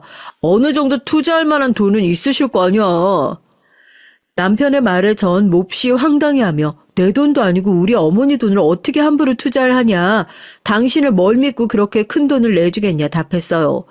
그런 제게 남편은 무조건 성공할 거라며 사업이 실패하더라도 원금은 꼭 돌려줄 테니 이번 한 번만 믿고 도와달라 사정사정을 하더라고요. 유산 후 대면대면하게 지내왔던 남편이 오랜만에 제 손을 꼭 잡으며 부탁해오는 모습에 마음이 약해졌고 결국 별로 내키지는 않았지만 어머니께 연락을 드려서 자본금을 빌려왔습니다. 마침 어머니께서 가게 확장을 위해 모아놓으신 돈이 조금 있었고 사업이 망한다고 해도 원금은 보장해준다니까 어느 정도 안일한 마음도 있었죠. 그렇게 남편은 야심차게 사업을 시작했고 간이 상담소에서 하루 종일 아파트 주부들을 상대로 물건을 팔았습니다. 폭삭 망하지 않을까 걱정했던 제 예상과는 다르게 생각보다 상담소는 손님들로 붐볐고 며칠이 지나자 완전히 문전성시였어요. 시중에 판매되는 효소들보다 꽤나 비싼 가격이었는데도 오픈 기념으로 아파트 사람들에게만 싸게 판다고 하니 입소문이 나서 너도 나도 사러 오는 것 같았죠. 생각보다 훨씬 일찍 준비했던 1차 물량이 모두 팔렸고 남편은 이럴 줄 알았다면서 2차 주문을 넣고 상담소를 주변의 다른 아파트까지 늘리겠다고 했습니다. 시어머니께서는 이제야 뭐가 좀 제대로 풀리려나 보다 몹시 기뻐하셨지만 전 걱정이 먼저 들었어요. 너무 급하게 규모를 늘리려 하는 게 아니냐며 조금 더 천천히 두고 고민해봐라 말했지만 시어머니께선 초치는 소리 한다며 그렇지 않아도 지금까지 저 때문에 남편 일이 안 풀렸던 건데 나서지 말고 가만히 있으라 윽박을 지르셨죠. 결국 그렇게 2차 주문까지 완료했고 주변 아파트에도 입소문이 난 건지 2차 주문까지 빠른 시간 안에 완판이 됐습니다. 남편은 이제 임시 상담소 말고 근처 상가에 제대로 된 사무실을 마련하겠다고 했고 두 번째의 성공이 있긴 했지만 전 여전히 불안한 마음이 컸어요. 그냥 물건 떼와서 적당히 파는 것과 제대로 사무실 차려서 사업하는 건 다른 일이라고. 법인이며 이것저것 제대로 알아보고 하는 거냐 남편에게 묻자 남편은 몹시 짜증을 내면서 그만 좀 나서라. 집안 살림만 하는 애가 도대체 뭘 한다고 자꾸 참견이냐고 화를 냈죠. 당신 사업 어떻게 시작했는지 잊었어? 우리 친정에서 자본금 투자해 준 거잖아. 투자자로서 이 정도 얘기는 할 수 있는 거 아니야? 겨우 그 코딱지만한 돈 가지고 그렇게 유세야? 앞으로 사업 승승장구해서 잘 될 일만 남았는데 왜 자꾸 딴지 걸고 초를 치려고 들어. 그냥 좀 얌전히 따라와주면 안 되냐? 빌려갈 땐 설설 기면서 비위 맞추느라 바쁘더니 화장실 들어갈 때 다르고 나올 때 다르다는 말이 딱 맞더라고요. 친정 어머니께서 새벽부터 밤까지 뼈 빠지게 고생하셔서 모으신 돈인데 그 돈을 코딱지만한 돈이네. 왜 그렇게 유세를 떠내 하는 남편을 보고 온갖 정이 다 떨어지는 기분이었습니다. 솔직히 말해서 제 눈에 남편 사업의 성공은 전부 초심자의 운 같았거든요. 곧 여름이 다가올 시기라 다들 다이어트에 관심이 많아질 때였고 오픈 기념으로 싼 값에 판다고 하니 너도 나도 달려들어 제대로 알아보지도 않고 제품을 구매한 거였겠죠. 나중에 오픈 행사가 끝나도 지금처럼 장사가 잘 될 것 같냐. 동네 장사랑 전국구 장사랑은 다른 거다. 내가 그래도 당신보다 장사는 좀 더 안다. 우리 어머니께서도 가게 규모 몇 번 늘리려다가 실패하시고 이제야 다시 도전하시는 거다. 장사가 그리 쉬운 일이 아니다. 남편에게 쓴소리를 쏟아냈지만 남편은 모두 한 귀로 듣고 한 귀로 흘리는 것 같았어요. 남편은 겨우 반찬가게 장사랑 내가 하는 사업이 비교나 되겠냐며 원래 남자가 한번 칼을 뽑았으면 무라도 썰어야 하는 법이라고. 암탉이 울면 집안이 망한다고 했다. 내가 알아서 잘할 테니까 제발 참견 좀 그만하고 나서지 말라 못을 박았습니다. 그렇게 남편은 상가 건물 계약을 했고 어디서 돈이 났냐 물어보니 그건 알아서 뭐하냐고 묻더라고요. 설마 대출이라도 받았냐 했더니 남편은 원래 사업엔 어느 정도 모험이 필요한 법이라고 흐름을 탔을 때 제대로 판을 벌여야지 너처럼 소심하게 고민하다 보면 때를 놓치는 거다 기고만장하게 굴었습니다. 시어머니께서도 남편 말이 다 맞다며 제가 뭘 알겠냐. 이래서 결혼을 반대했던 거다. 쟤 때문에 잘 될 일도 안 풀린다느니 재수가 없다느니 정관 비교도 되지 않는 막말을 쏟아내셨어요. 예전 같았으면 저도 참지 않고 맞받아치며 싸웠을 테지만 아이를 잃은 후로 전 더 이상 그럴 만한 기력도 의지도 없었고 그래 다 내 잘못이겠거니 허탈한 마음으로 입을 다물게 됐습니다. 세댁, 혹시 남편이랑 무슨 일 있어? 세댁 남편 저번 주말에 식당에서 어떤 여자랑 단둘이 밥 먹고 있던데 분위기가 심상치 않아 보이더라고. 내가 고민하다가 말해주는 거야. 그러던 어느 날이었어요. 부녀의 모임 자리에서 한 아주머니가 제게 긴히 할 말이 있다며 절 따로 불러내셨고 저번 주말에 번화가에 있는 식당에서 남편과 낯선 여자가 함께 식사를 하는 모습을 봤다는 얘기였습니다. 너무 놀랐지만 애써 아무렇지도 않은 척 말해주셔서 감사하다며 남편과 얘기를 해보겠다 돌아섰고 머릿속으로 온갖 생각이 들었죠. 남편이 바람을 피고 있나 서로 사이가 소원해진 지 오래되긴 했지만 설마 다른 여자가 생겼을 거란 생각은 해본 적이 없었는데 게다가 요즘 사업한다고 바쁜 사람이 여자 만날 시간이 어디 있겠어요. 사업 도와주는 분이겠지. 아무리 좋은 쪽으로 생각을 하려고 해도 쉽게 되지 않았고 결국 그날 밤 전 남편에게 낮에 전해 들은 얘기를 꺼냈습니다. 당신 저번 주말에 식당에서 여자랑 단둘이 식사한 적 있냐면서요. 어떻게 알았어? 내 뒷조사라도 하고 다니는 거야? 뒷조사라니 내가 그런 걸 왜 해? 가만히 있어도 내 귀로 소식이 다 들어오는 걸 어떻게 해? 그 여자 누구야? 진짜 바람이라도 난 거야? 무슨 바람은 바람이야. 입 조심해. 그냥 선 본 거야, 선. 뭐? 선을 봤다고? 어머니가 하도 성하시길래 그냥 한번 나가서 밥 한번 먹은 거라고. 네가 걱정할 만한 일 아무것도 없어. 너 의부증 아니냐? 다른 여자랑 밥 한 끼 했다고 남편을 이렇게 쥐잡듯 잡아. 너란 여자 진짜 질린다, 질려. 알고 보니 시어머니께서 남편에게 선자리를 주선하신 것이었어요. 정말 기가 막히고 코가 막힐 노릇 아닌가요? 멀쩡히 아내가 있는 유부남이 선을 보러 나가다니요. 그래놓고도 남편은 적반하장으로 절 의부증으로 몰아가며 화를 냈습니다. 어머니가 하도 성하셔서 그냥 나가서 밥 한 끼 먹은 게 다라고. 그 뒤로 만난 적도 없다면서요. 근데 이제 보니 만나서 잘해볼 걸 그랬다고. 너 같은 여자 뭐가 좋다고 내가 계속 같이 살아야 하는지 도무지 모르겠다며 제게 성을 냈습니다. 상대 여자는 의사 집안 딸이었고 저보다 나이도 훨씬 어리다고 했어요. 시어머니께서 어디서 그런 선상대를 구해오신 것인지 모르겠지만 생각할수록 어이가 없었죠. 어머니, 정말 너무하신 거 아니에요? 제가 이렇게 멀쩡히 남편 곁에 있는데 선이라니요. 상대 여자도 남편 유부남인 거 알고 나온 거예요? 그래, 알고 나왔다. 곧 이혼할 거라고 말했지. 실제로도 그렇게 될 거고. 넌 뭐가 그렇게 잘났다고 아까부터 시애미한테 눈을 똑바로 뜨고 따박따박 따지고 드니? 막말로 네가 이 집에서 무슨 역할을 하고 있는데 살림을 잘하기를 해. 내조를 똑바로 하기를 해. 그렇다고 애를 낳기를 했어? 밥만 축내는 너 같은 년 앞으로 데리고 살아줄 생각 없다. 앞으로 사업 잘 풀려서 잘 나갈 일만 남았는데 우리 아들도 수준에 맞는 여자를 만나야지. 군소리 말고 이혼 서류에 도장 찍어. 제가 뭘 잘못했다고 이혼을 해야 돼요. 전 못해요. 억울해서라도 안 해요. 그렇게 절대 이혼만은 하지 않겠다 버텼지만 아무 소용이 없었어요. 남편도 시어머니를 거들며 너하고는 사사건건 부딪히고 도저히 스트레스 받아서 못 살겠다며 이혼하지 않으면 어머니께서 투자하신 돈을 돌려주지 않겠다 으름장을 놨고 차용증 하나 써주지 않고 쉽게 돈을 건네주었던 과거의 제가 몹시 후회스러웠습니다. 남편은 구질구질하게 굴지 말고 굳이 서로 얼굴 붉히지 말자며 이혼만 해주면 원금 그대로 바로 돌려줄 테니 도장을 찍으라 독촉했고 결국 전 그렇게 길었던 결혼 생활에 마침표를 찍게 됐어요. 젊은 시절을 모두 보냈던 아파트를 떠나게 되니 마음이 참 허했죠.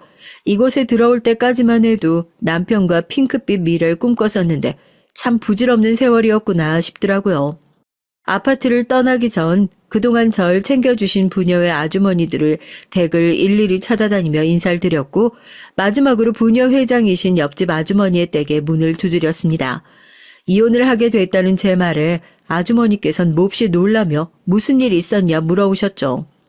아주머니께 그동안 시어머니와 남편이 제게 쏟아냈던 막말들과 남편이 선을 보러 나갔다는 사실, 저희 친정에서 빌려준 돈을 빌미로 이혼을 협박했다는 사실들을 모두 말씀드리니까 아주머니께선 기가 차다는 듯 한숨을 내뱉으셨어요.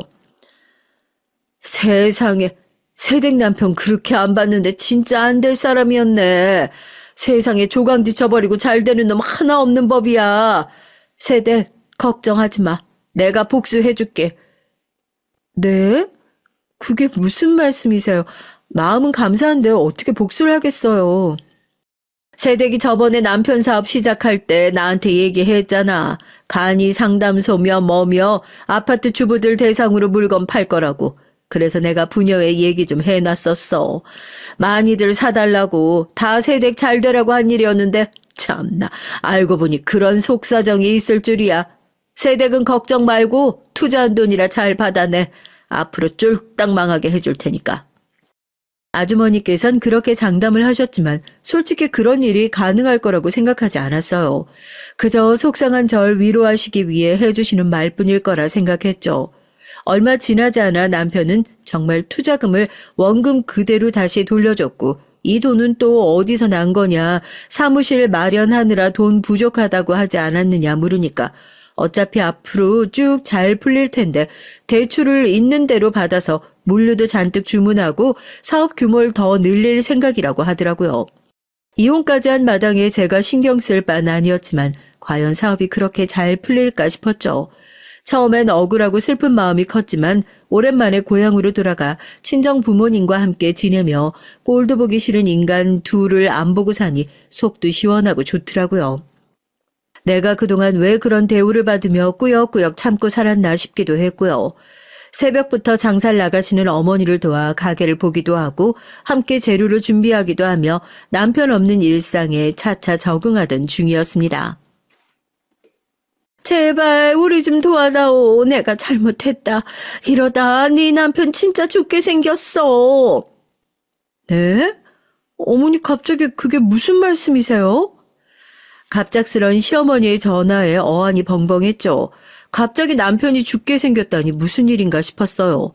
급하게 시댁을 찾아가니 남편은 대낮부터 술에 진탕 취해 뻗어 있었고 집안은 난장판이 돼 있었습니다. 도대체 이게 무슨 난린가 싶어 시어머니께 무슨 일이 있었냐 물어보니 요 며칠 동안 남편의 사업이 정말로 완전히 쫄딱 망했다고 하더라고요. 그동안 받았던 주문들의 3분의 2 이상이 반품 신청이 들어왔고 부녀 회장, 그러니까 옆집 아주머니께서 임시 상담소가 아파트 단지 내 분위기를 해친다며 철거를 요청했다고 했습니다. 게다가 부녀 회장이 사람들이 다 보는 앞에서 이 효소 성분이 좀 이상한 것 같다고 제대로 된 다이어트 제품도 아닌데 아파트 사람들 등쳐먹으려 속여 파는 것 같다 얘기를 꺼내 제품 이미지도 완전 엉망이 됐다고 했어요. 신규 주문도 전혀 들어오질 않았고 새로 신청한 물량은 이미 창고에 배달되어 쌓여 있는데 너무나 갑작스러운 일들에 남편은 해결 방법을 찾지 못하고 술독에 빠져 지내고 있었던 것이었죠. 남편은 술에 취해 집안 물건을 다 던지고 부수며 어머니 때문에 저와 이혼해서 이런 사단이 난 거라고 전부 다 어머니 때문이라고 소리를 질렀다고 했습니다. 너 부녀 회장이랑 꽤 가까운 사이였잖아. 그 여자가 갑자기 왜 그러는 거니? 설마 진짜 너랑 이혼했다고 우리한테 복수하는 거야? 이제야 사업 좀 제대로 풀리기 시작했는데 제발 이러지 마라. 네가 가서 그 여자한테 얘기 좀 잘 해줘. 제가 왜요? 제가 이사온비랑 무슨 상관이 있다고요? 남편이나 어머니나 저랑 이제 아무 사이도 아니잖아요. 그래도 우리 같이 보낸 세월이 있잖니. 응? 제발 좀 도와주렴. 너 없으니까 집안 꼴도 엉망이고 아유 내가 정말 잘못했다 생각한 것 같다. 그렇게 매정하게 절 내쫓아낼 땐 언제고 상황이 변하니 180도 달라진 태도로 도와달라 돌아오라 매달리는 시어머니를 보니까 참 기가 차더라고요. 여자 하나 잘못 들여서 집 망했다고 하실 땐 언제고 이제 와서 이러세요? 전 다시는 남편하고 재결합할 생각 없어요. 남편 사업이 망하든 말든 제 알 바 아니니까 알아서 잘 해결해 보세요. 그렇게 능력 있는 아들이 그런 문제 하나 해결 못하겠어요? 대낮부터 술에 취해서 드러누워 있는 모습이 참 믿음직스럽기도 하네요. 다 어머니께서 잘못 키우신 거예요. 능력은 쥐뿔도 없는 사람이 뭐라도 된 것 마냥 키우셨으니 지가 잘난 줄 알고 깝치다가 빚더미에 오른 거죠. 다 자업자득이에요. 아무튼 전 더 이상 이 사업에 관련되기도 싫고 신경 쓰기도 싫으니까 다신 연락하지 마세요. 그렇게 전 시어머니를 뿌리치고 아파트를 빠져나왔습니다. 며칠 전 시댁에서 비참하게 쫓겨날 때와는 완전히 다른 기분이었죠. 이 모든 일들이 전부 다 아주머니 덕이었고 비싼 과일 세트를 사들고 얼마 뒤에 아주머니 댁을 찾았습니다. 아주머니께선 뭘 이런 걸 다 사왔냐며 원래 그런 나쁜 놈들은 벌을 받아야 하는 거다. 그리고 그 효소는 진짜 제대로 된 상품이 아니었다며 중국산 싸구려 제품을 패키지만 받고 유럽산으로 속여 팔았던 것이라 하더라고요. 물론 남편도 속은 것이었지만 어찌됐든 사람들은 남편 말만 믿고 물건을 샀으니 책임은 모두 남편에게 있었습니다. 얼마 지나지 않아 남편의 간이 상담소들은 모두 철거됐고 간판만 달려있던 남편의 상가 건물 사무실도 한참 동안 텅 비어있다가 결국 안에 있던 가구들도 모두 치웠더라고요. 남편과 시어머니는 이사를 나갔다고 했고 아마도 더 좁고 작은 집으로 옮겨야 했던 거겠죠. 어마어마한 빚더미에 앉아 앞으로 삶이 막막할 테니까요. 그 일이 있은 뒤로 전 아주머니와 둘도 없는 사이가 됐습니다. 저나 아주머니나 둘 다 남편도 없고 자식도 없는 처지에 쿵짝이 아주 잘 맞았죠. 둘이 함께 맛있는 것도 먹으러 다니고 좋은 것도 보러 다니며 잘 놀고 있어요. 남편에게 유일하게 고마운 것이 하나 있다면 아주머니를 만나게 해줬다는 점이에요. 어머니께선 지금도 종종 손주를 못 보게 된 걸 섭섭해하시긴 하지만 다시 결혼하라는 얘긴 절대 입에 올리시지 않습니다. 저도 이제 결혼이라면 완전히 학을 뗐어요. 새로운 남자를 만나고 싶지도 않고 남편과 함께 지냈던 그 시절도 전혀 그립지 않습니다. 누구의 간섭도 구박도 없이 저 혼자 원하는 대로 살아가는 지금이 너무 행복해요. 참 오랜 세월 동안 제 자신에게 미안한 짓을 하며 살아왔던 것 같아요. 조금 늦긴 했지만 이제라도 온전히 저를 위한 삶을 살아보고 싶습니다. 누구 부인, 누구 며느리가 아닌 제 이름 석자로 평생 당당히 살아갈 거예요. 여러분들도 언제나 남을 위한 삶이 아니라 스스로를 위한 삶을 사실 수 있길 바라요. 제 사연 들어주신 모든 분들께 감사드립니다.